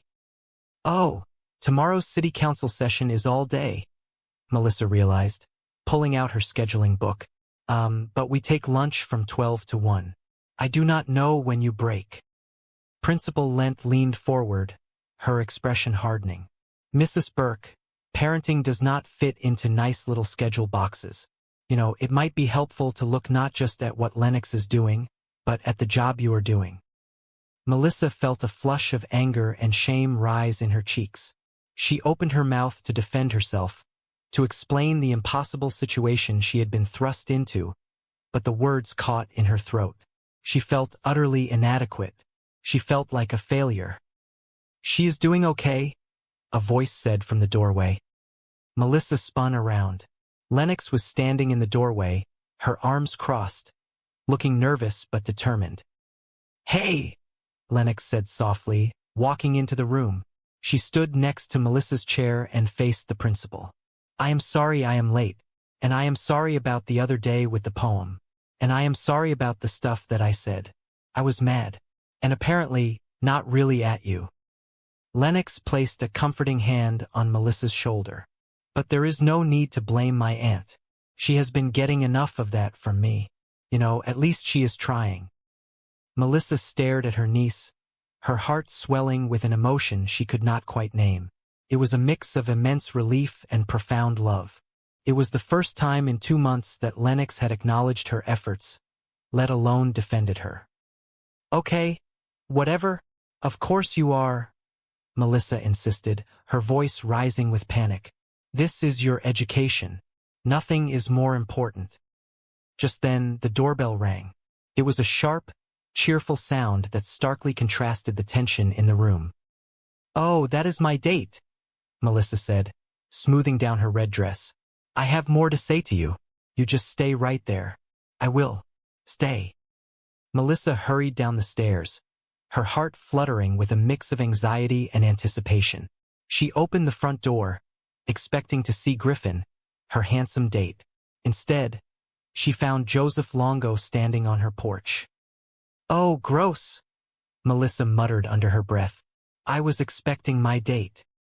Joseph held up his hands in a gesture of peace. I will be quick. I was a jackass down at City Hall today. I never should have crashed your meeting asking where your brother-in-law was. That was wrong. And I just wanted to come here and say that I am sorry. Bolivia, Melissa blurted out. Joseph blinked. What? Louis is in Bolivia, is he not? Melissa asked. Joseph flinched visibly. You just flinched? Melissa noted, pointing a manicured finger at him. I flinched because you shouted Bolivia at me? Joseph defended himself. Okay, people in Bolivia flinched. Look, I do not know where the hell he is. Now get lost and leave me alone. Before Melissa could slam the door in his face, another man walked up the porch steps. He was tall, impeccably dressed, and carried a bouquet of flowers. It was Griffin. Hi, Griffin, Melissa said, her demeanor instantly softening into a bright, welcoming smile. Hey, do you not look nice? And you smell handsome. Griffin looked confusedly at Joseph. Who is this guy? Oh, no guy, Melissa said quickly, stepping between them. I am a. Look, Griffin, I know you have waited a long time for this date, and so have I. I mean, look at me. Great. But look, I have a niece in crisis tonight, and I really wanted to go on this date, but, you know, I have to spend some time with her. And I so want to be spending time with you. But, man, you smell great. Griffin looked disappointed. Look, I am really excited about this date. I just cannot go on it, Melissa said, feeling a rush of guilt.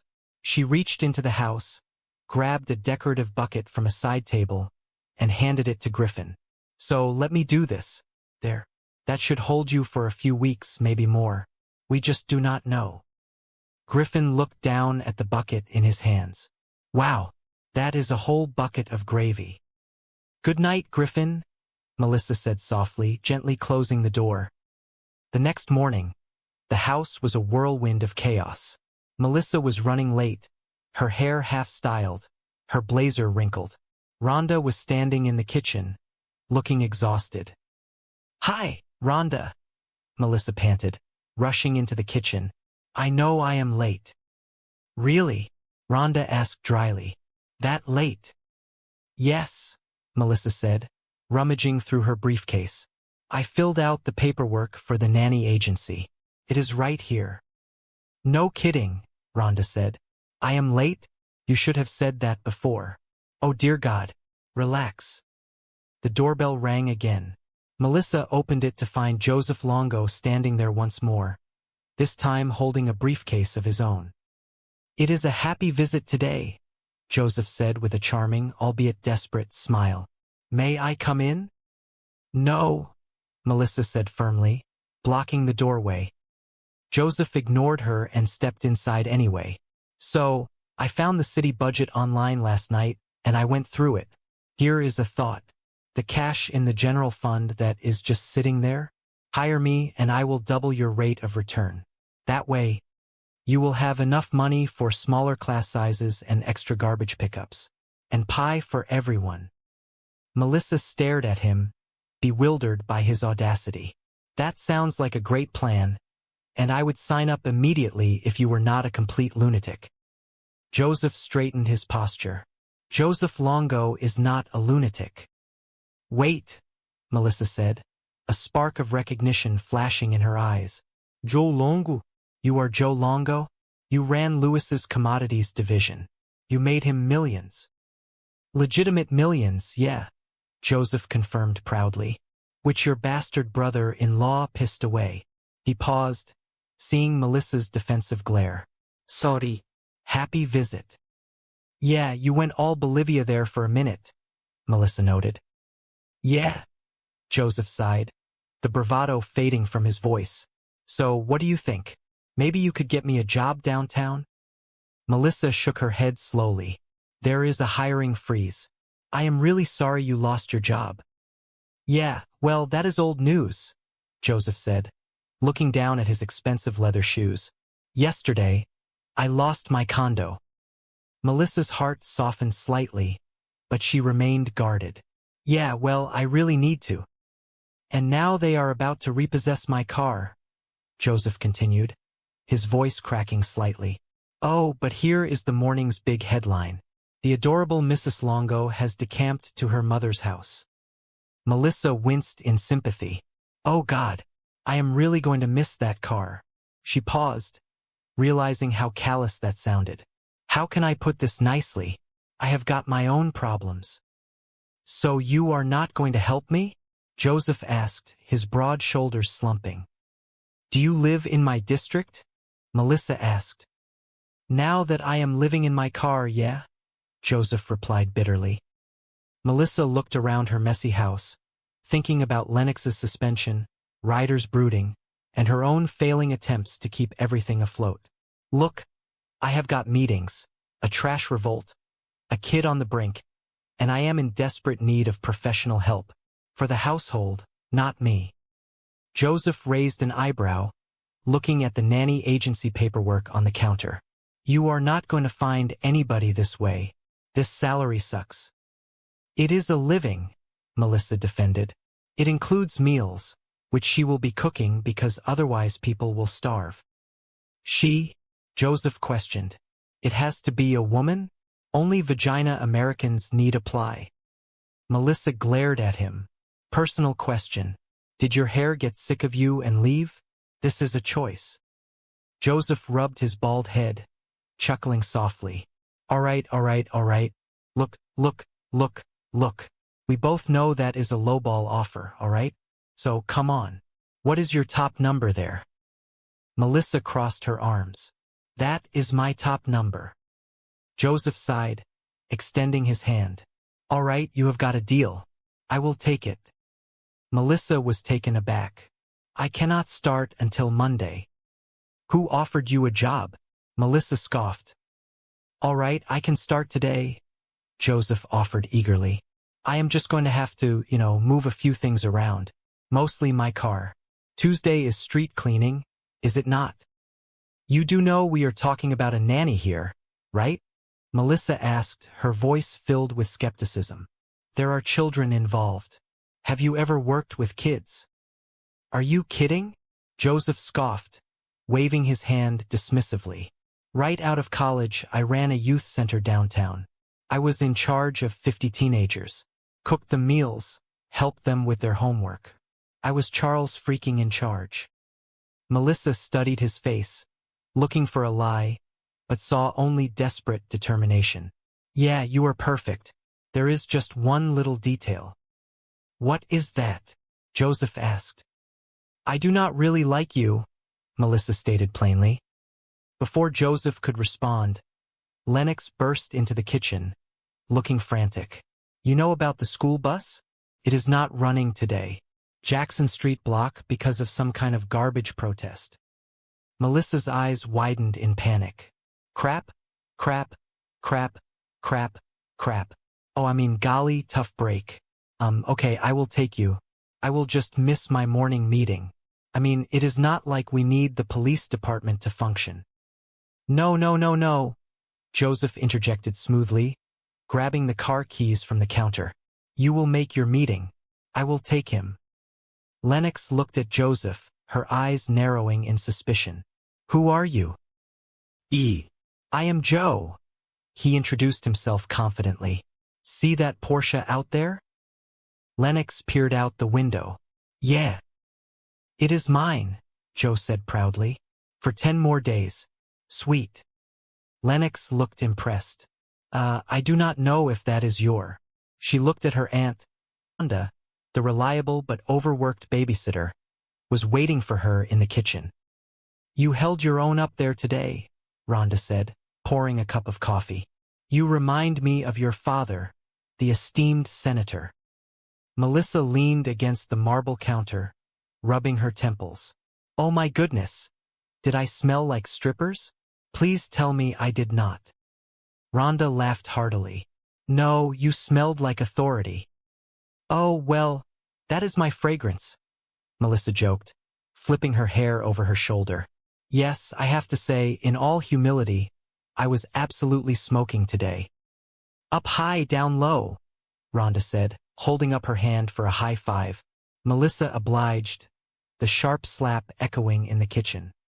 Plus, Rhonda added, your brother-in-law and his various felonies totally shifted the focus of the meeting. I think you put the whole trash issue to bed. Before Melissa could celebrate her small political victory, the front door opened and Lennox walked in. Lennox was 15 years old, carrying the weight of a world that had recently been turned upside down. Her mother was in federal prison, her father was on the run, and she had been forced to leave her luxurious life behind to live with her aunt. Aunt Melissa? Lennox said, her voice dripping with teenage angst. Why are angry white guys throwing trash at our front door? Melissa rushed to the window and peeked out through the blinds. There is a political debate in the community, Lennox, in which the majority feels as though. She trailed off, wrinkling her nose. Oh, this is getting heavy, and really smelly. Lennox dropped a large, foul-smelling garbage bag onto the hardwood floor. I am just going to leave this here for you, Aunt Melissa. There are like 10 more on the porch. Melissa sighed, pinching the bridge of her nose. Hey, Lennox, did you happen to see the new dresser I put in your room? Lennox crossed her arms, her posture defensive. Yeah, it is really cute, but I am okay. I have got my suitcases. Melissa watched her niece walk up the stairs. She turned to Rhonda, feeling a pang of sorrow mixed with frustration. She thinks living here is temporary. Well, she no longer tells me what she thinks. It used to be, I will sneak out of the house, Aunt Melissa. Or, let us get matching tattoos, Aunt Melissa.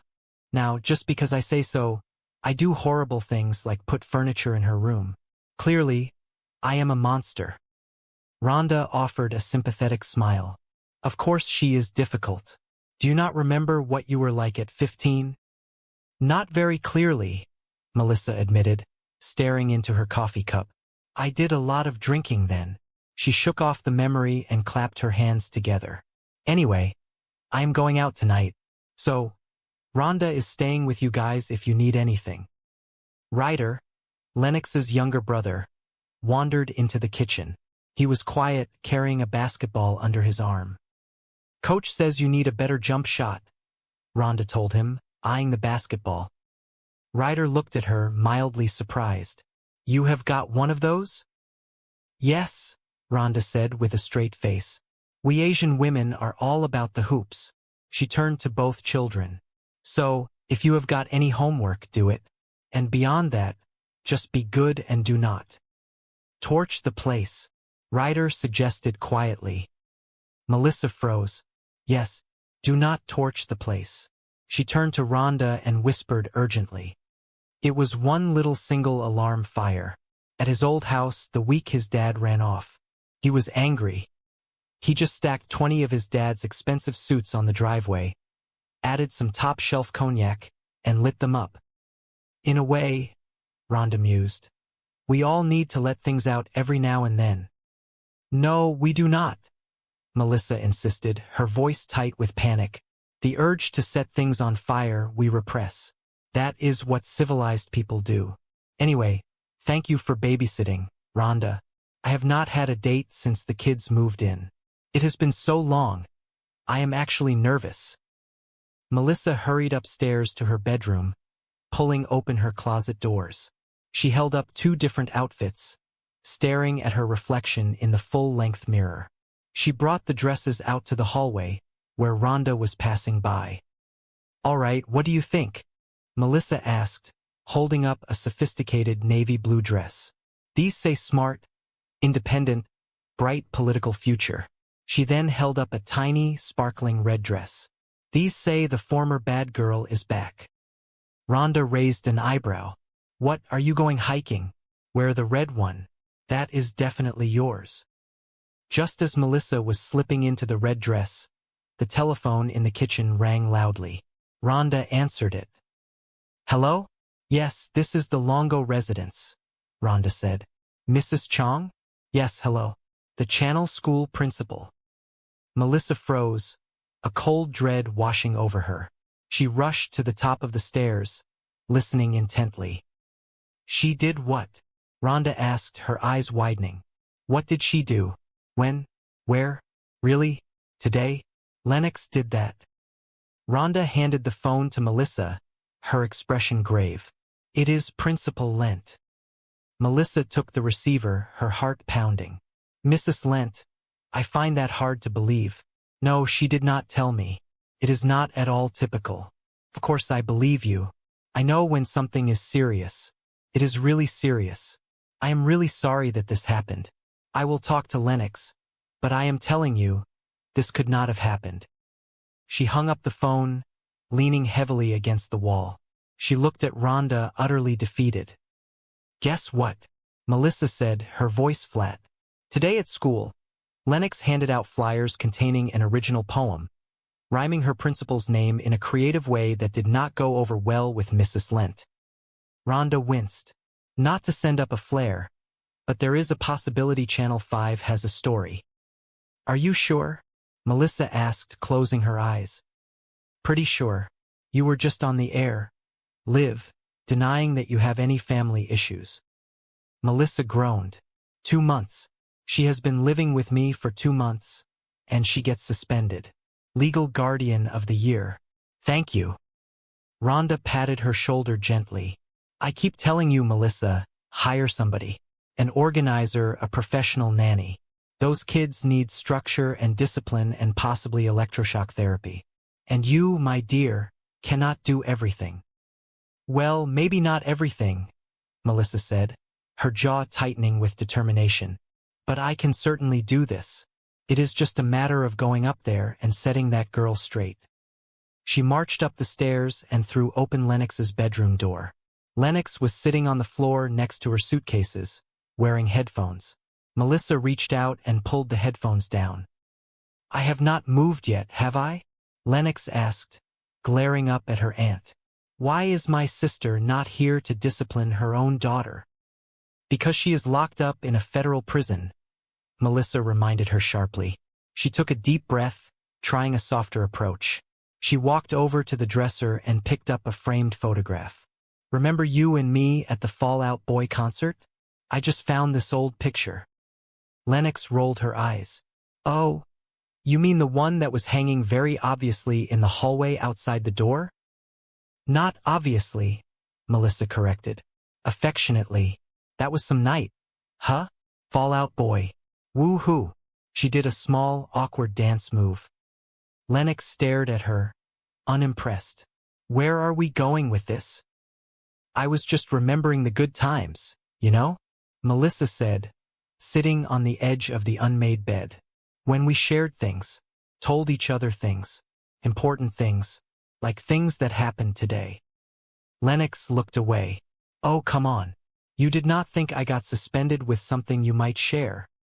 Okay, I will share this, Lennox snapped, her voice rising.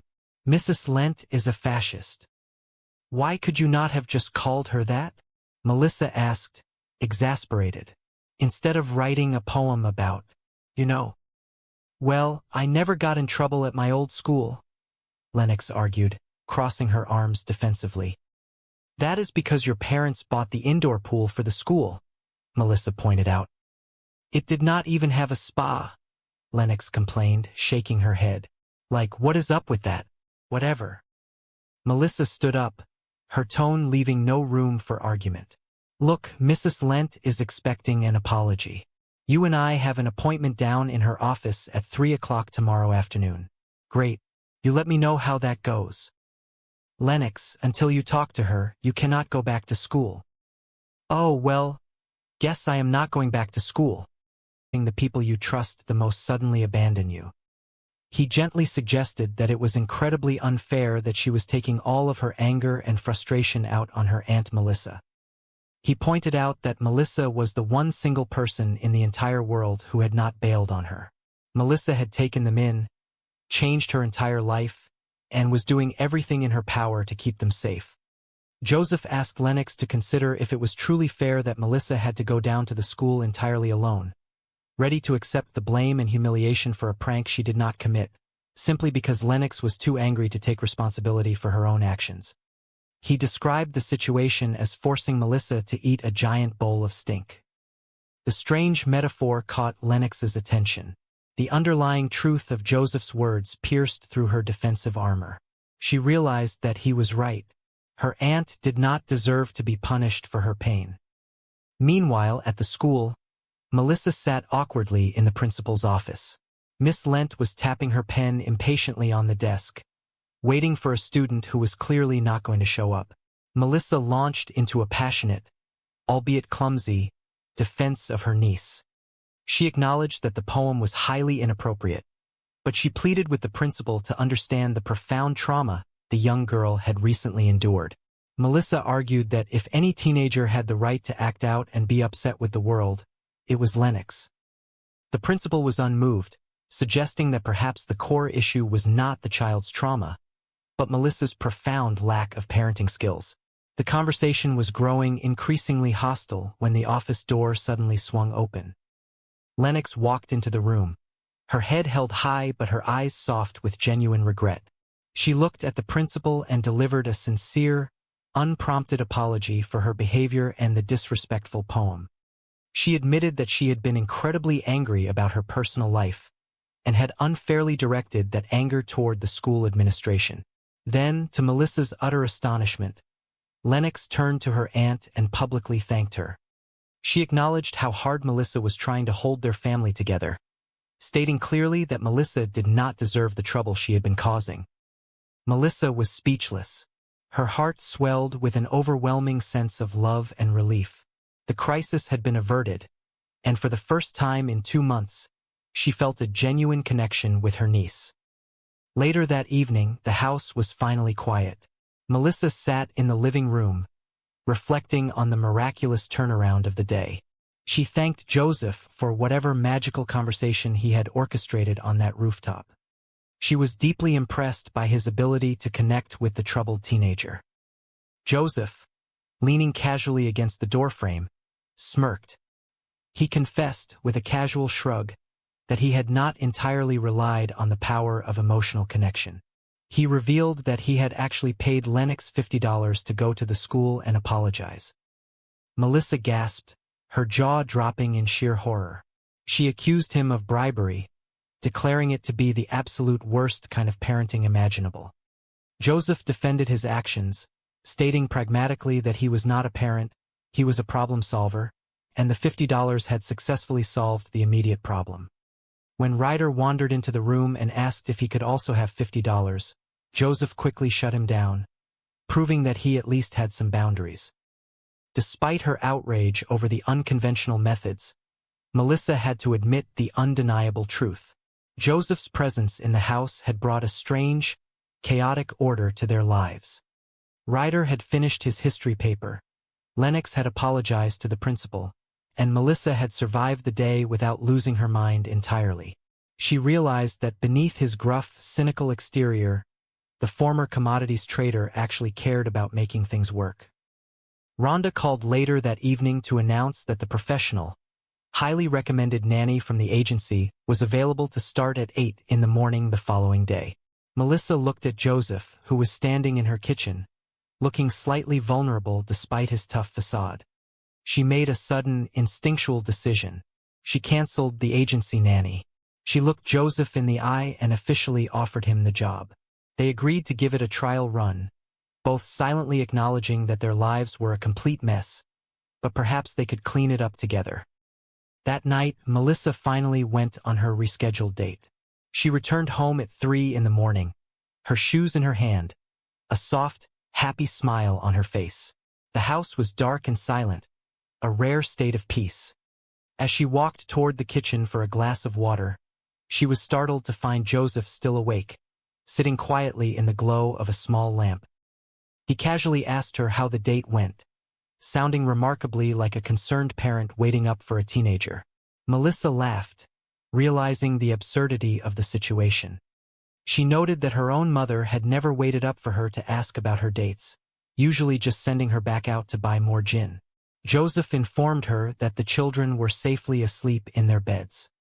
Ryder had gone to sleep at 11, and Lennox had stayed up until 1:30, but she was fully caught up on all her biology and mathematics homework, and had even managed to finish watching the 5th season of her favorite television show. As they stood there in the quiet kitchen, establishing the ground rules of their strange new domestic partnership, a heavy knock echoed from the front door.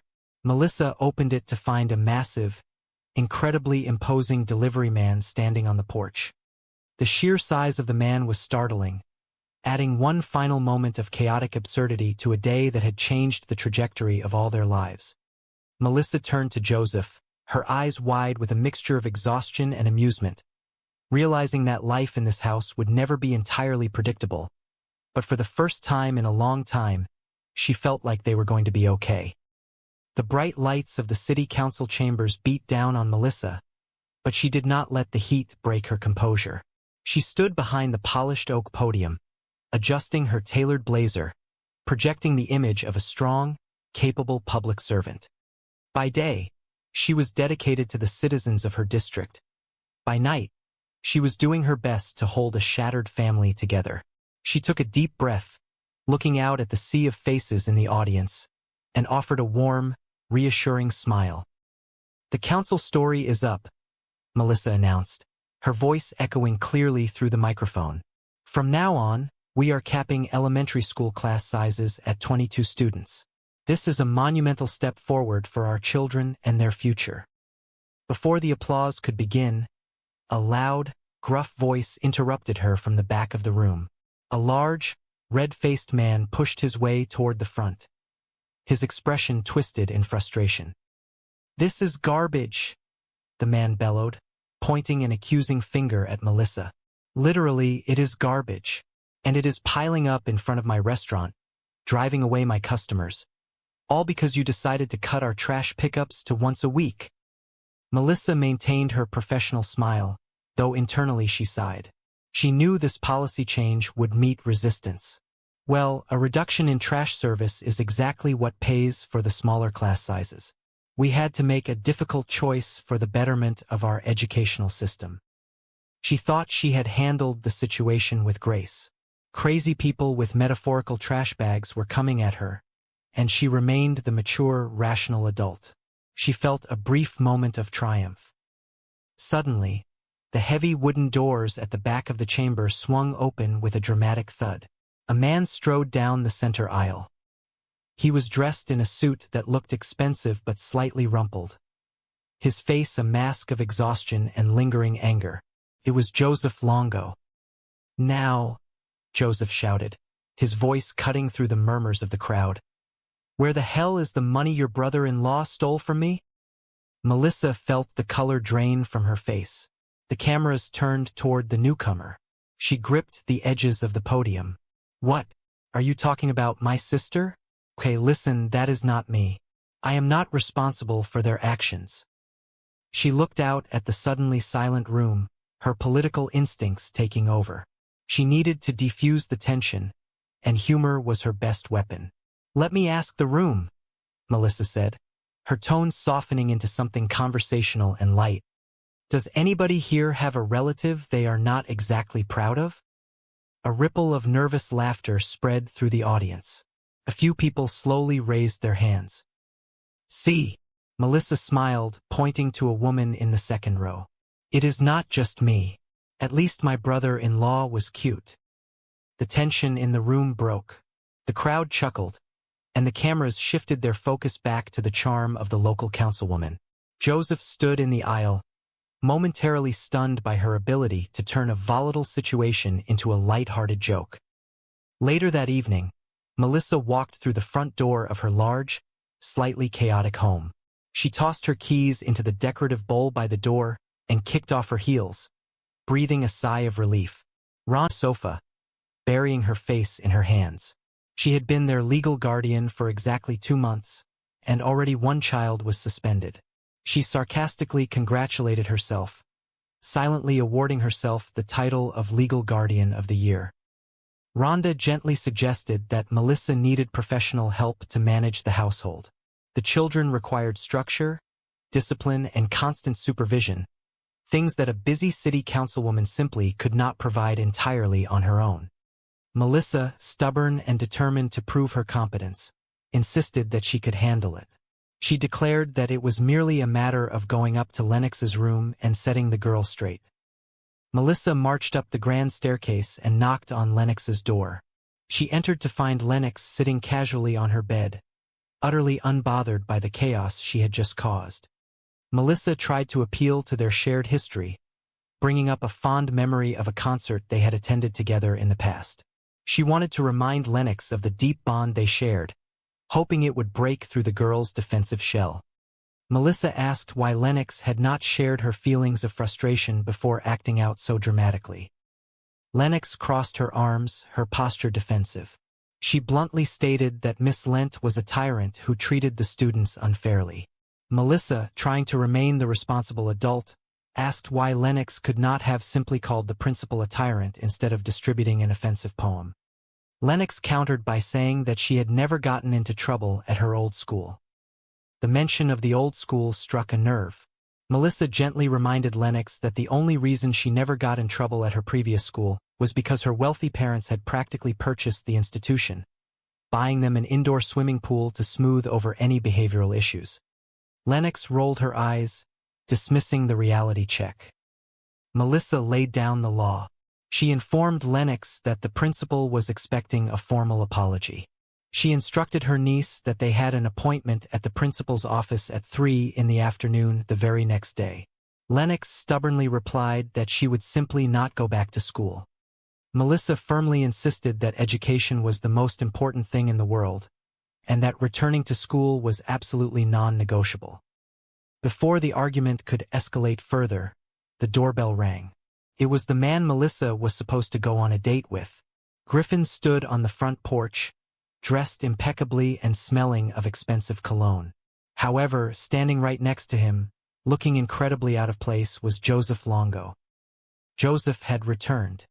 He immediately launched into a rapid apology, stating that he had acted like a complete fool down at the city hall. He admitted that he never should have crashed her public meeting to demand answers about his stolen money. He acknowledged that his behavior was entirely inappropriate and he had come to apologize. Melissa, overwhelmed by the sudden convergence of her ruined romantic life and the lingering ghost of her family's financial scandal, snapped at him. She reiterated that she had absolutely no idea where her brother-in-law was hiding, mentioning the country of Bolivia as a wild guess, which caused Joseph to visibly flinch. She demanded that Joseph leave her alone. Turning her attention to Griffin, Melissa felt a wave of genuine regret. She explained that she had a niece in a severe state of crisis. As much as she desperately wanted to go on this date, she had to fulfill her duties as a guardian first. She sadly canceled the date, apologizing profusely to the handsome man standing before her. The next morning, the house was a flurry of disorganized activity.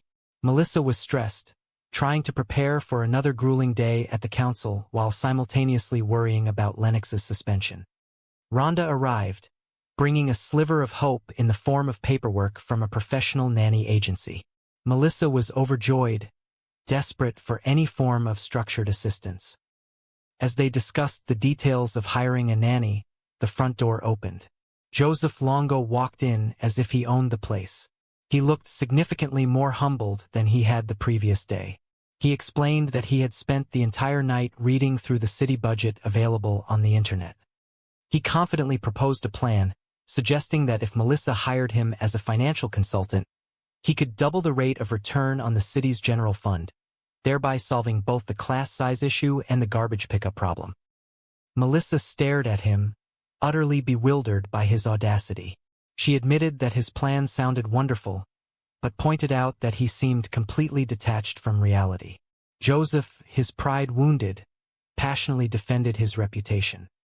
He reminded her that he was Joseph Longo, the man who had run the commodities division, the man who had made millions of legitimate dollars before her brother-in-law destroyed everything. The mention of his past success only highlighted the tragedy of his current situation. Joseph's voice softened as he confessed the grim reality of his life. He had not only lost his job, but just yesterday, he had lost his beautiful condominium. Furthermore, his car, a beloved luxury vehicle, was on the verge of being repossessed. The crowning blow of his misery was the morning newspaper headline, which publicly announced that his wife had left him and moved back into her mother's house. Melissa felt a pang of genuine sympathy for the broken man standing in her foyer, but she was entirely overwhelmed by her own immediate problems. She bluntly told him that she could not secure a job for him at the city hall because there was a strict hiring freeze. She explained that she was currently dealing with a massive trash revolt, a rebellious teenager on the brink of disaster, and a desperate need for professional domestic help. Joseph's eyes landed on the nanny agency paperwork resting on the kitchen counter. A crazy, desperate idea formed in his mind. He pointed out the extremely low salary listed for the nanny position, noting that it was barely enough to survive. Melissa defended the compensation, stating that it included all meals, which the nanny would be expected to cook. Swallowing the last remnants of his formidable pride, Joseph officially offered his services. He asked if the position strictly required a female applicant. Melissa was taken aback, staring at the former millionaire who was now offering to cook and clean for her family. Joseph quickly defended his qualifications, claiming that right after college, he had managed a large youth center downtown, where he was responsible for 50 teenagers. He insisted he knew exactly how to cook, clean, and help with homework. Melissa was deeply skeptical, but she was also incredibly desperate. The school bus was not running that day because of the ongoing garbage protests blocking the streets. Ryder needed to get to school, Lennox needed supervision, and Melissa had a critical city council meeting she absolutely could not miss. With no other options available, she agreed to let Joseph take Ryder to school on a trial basis. Joseph walked outside to his luxurious but soon-to-be repossessed car. He told Ryder to buckle his seatbelt, and the two of them drove off toward the school. A few hours later, Melissa was back home, pacing the floor. Joseph and Ryder had returned to the house in the middle of the school day. Melissa was furious, demanding to know why the child was not in his classroom. Joseph calmly explained his highly unorthodox methods of childcare. He detailed how he had dropped Ryder off at school, only to discover that the boy had completely failed to write a crucial history paper that was due that very morning. Instead of letting Ryder face the teacher empty-handed, Joseph had immediately driven the boy back to the house. He had instructed Ryder to march upstairs and actually write the paper, forbidding him to leave the room until the academic task was fully completed. Melissa was shocked. She argued that a responsible guardian does not simply pull a child out of school to avoid the consequences of unfinished work. She believed Ryder should have been left at school to face the righteous anger of his teacher, which was the natural consequence of his actions. Joseph firmly disagreed, stating that his method ensured the work actually got done, teaching the boy responsibility rather than simply subjecting him to punishment. Their philosophical debate on parenting was cut short by a sudden realization. Lennox was nowhere to be found. She was supposed to be preparing for the mandatory meeting with the principal, but she had completely vanished. Melissa panicked, her mind racing through all the terrible possibilities. She knew Lennox had a few favorite places she liked to go when she was avoiding the world. Melissa rushed out the door to begin the search, leaving Joseph to guard the house. Joseph, however, had excellent instincts when it came to understanding people who were trying to hide from their problems. He did not stay in the house. He went looking for Lennox himself, relying on his intuition. He eventually found her sitting quietly on the roof of a nearby building, staring blankly out at the city skyline. It was her designated place for adolescent brooding. Joseph climbed up to join her. He did not yell, nor did he lecture her. Instead, he spoke to her as an equal. He acknowledged the terrible things she had been going through. He understood the deep, hollow pain of having. The grand hall of the city council building was suffocatingly warm, filled to the brim with the restless energy of frustrated citizens. Melissa Burke stood at the polished wooden podium, the bright lights overhead casting a warm glow on her carefully tailored business suit. She had transitioned from a life of carefree independence to the demanding world of local politics. And on days like this, the weight of public service felt particularly heavy upon her shoulders. The room buzzed with impatient murmurs. She took a deep breath, maintaining the calm, authoritative posture she had spent months perfecting. A citizen in the front row, a large man with a flushed face and a booming voice, pointed an accusatory finger toward the podium. He had just finished a lengthy complaint about the recent budget changes. Melissa offered him a polite, measured smile. She spoke clearly into the microphone, her voice resonating through the large room. She announced that the council story was finally up for debate. From this moment forward, she explained, they were capping elementary school class sizes at 22 students. It was a victory for education, a necessary step to ensure that the children of the community received the attention and resources they deserved. The large man was not appeased. He slammed a hand against the back of the chair in front of him, loudly declaring that this decision was absolute garbage. He complained bitterly that literal garbage was currently piling up in front of his restaurant because the city council had cut trash pickups to 1 time a week. Melissa kept her expression neutral, though internally she sighed. She calmly explained that the reduction in trash service was the exact measure required to pay for the smaller class sizes. It was a matter of prioritizing the future of the youth over the convenience of daily waste removal. Suddenly, the heavy wooden doors at the back of the hall swung open. A man barged in, his presence immediately shifting the atmosphere of the room. He wore a sharp but slightly rumpled suit, his posture tense with barely contained frustration. This was Joseph Longo. Before the financial scandal that ruined his life, he had been a highly successful commodities trader. Now, he was a man who had lost his career, his home, and his marriage, all because of the fraudulent actions of one person. That person happened to be Melissa Burke's brother-in-law. Joseph marched down the center aisle, ignoring the bewildered stares of the community members. He stopped a few feet from the podium, his dark eyes locking onto Melissa. He loudly demanded to know the whereabouts of the money that her brother-in-law had stolen from him. A ripple of shocked whispers swept through the audience. Melissa felt a sudden spike of anxiety, but she refused to let it show. She leaned into the microphone, her tone even and composed. She reminded the angry man that the criminal in question was married to her sister, but that did not make her responsible for his actions. Seeking to defuse the tension with a touch of humanity, Melissa looked out at the sea of faces in the crowd.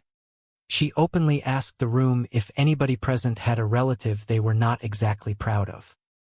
A quiet murmur of agreement rippled through the hall. Heads nodded. The shared human experience of complicated family dynamics instantly softened the mood. Melissa had managed to turn a hostile confrontation into a moment of collective understanding. Joseph stood there, the wind momentarily taken out of his sails. He glared at her, but the crowd was no longer on his side. Someone in the back advised him not to be that guy, the kind of person who brings his personal garbage into a public arena and acts like a crazy person. The voice urged him to act like a gentleman. Joseph, realizing he was outmatched by Melissa's grace under pressure, turned and stormed out of the hall as quickly as he had entered. Later that evening, the atmosphere in Melissa's grand, sprawling suburban home was entirely different from the sterile tension of the city hall. The house was beautiful, filled with elegant furniture and warm lighting, but it currently lacked the peaceful harmony of a typical family home. Melissa walked through the front door, exhausted but riding the slight adrenaline high of a political victory. Her loyal assistant and close friend, Rhonda, was waiting in the kitchen. Rhonda was a sharp, observant woman who helped keep Melissa's chaotic life from completely unraveling. She praised Melissa for her performance at the meeting, noting that she had held her own perfectly. Rhonda mentioned that Melissa reminded her of her father, the esteemed senator, carrying on a legacy of strong leadership. Melissa chuckled, a genuine sound of relief escaping her lips. She playfully asked if she smelled like desperation or if she smelled like authority. She proudly declared that authority was her signature fragrance. She admitted, in all humility, that she had been absolutely fantastic up on that stage. They shared a celebratory high five.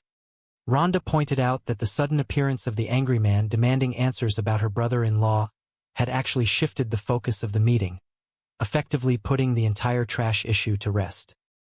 The light-hearted moment was abruptly shattered by the arrival of Melissa's nephew, Ryder. He was a quiet, observant boy who had recently been through the traumatic upheaval of his parents disappearing from his life. He walked into the room, his expression troubled. He asked his aunt why angry men were throwing actual trash at their front door.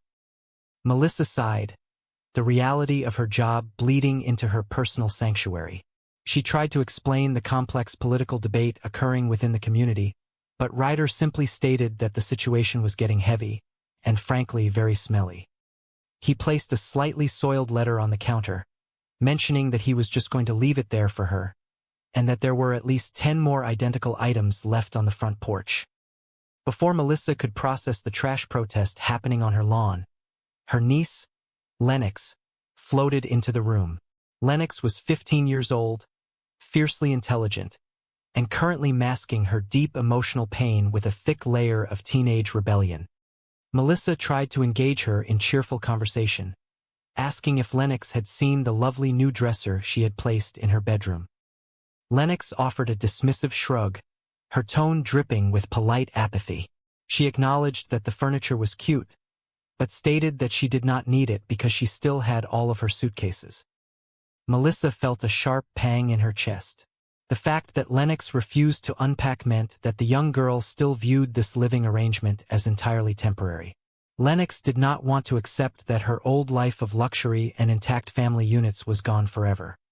Melissa watched her niece walk away, feeling a profound sense of inadequacy. She turned to Rhonda, expressing her sorrow over the fact that Lennox no longer shared her thoughts. Melissa reminisced about a time when Lennox would cheerfully announce that she was going to sneak out of the house, or playfully suggest that they get matching tattoos. Now, there was only a cold, distant wall between them. Rhonda offered a sympathetic smile, reminding Melissa that teenagers were inherently difficult, especially teenagers who had just lost everything they knew. She asked Melissa if she remembered what she herself was like at the age of 15. Melissa joked darkly that she did not remember it very clearly, implying a youth filled with reckless behavior. Determined to reclaim a small piece of her own personal life, Melissa announced that she was going out on a date that evening. It had been a very long time since she had allowed herself the luxury of romance, mostly because the sudden arrival of her niece and nephew had consumed every waking moment of her life. She was incredibly nervous. She held up 2 different outfits for Rhonda to judge, asking which one conveyed the image of a smart, independent woman with a bright political future, and which one suggested a former bad girl making a triumphant return. Their light-hearted fashion consultation was interrupted by the harsh ringing of the telephone. Rhonda answered it. Her expression immediately shifted from amusement to deep concern.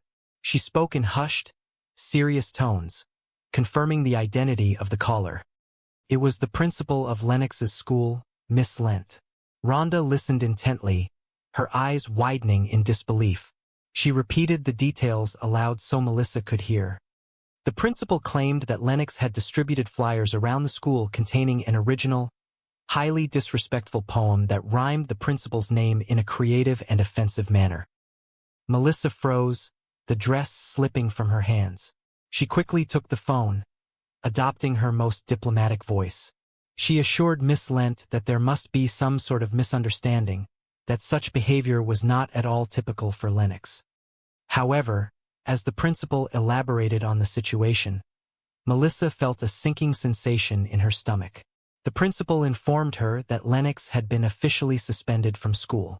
To make matters worse, a local news channel, Channel 5, had caught wind of the story.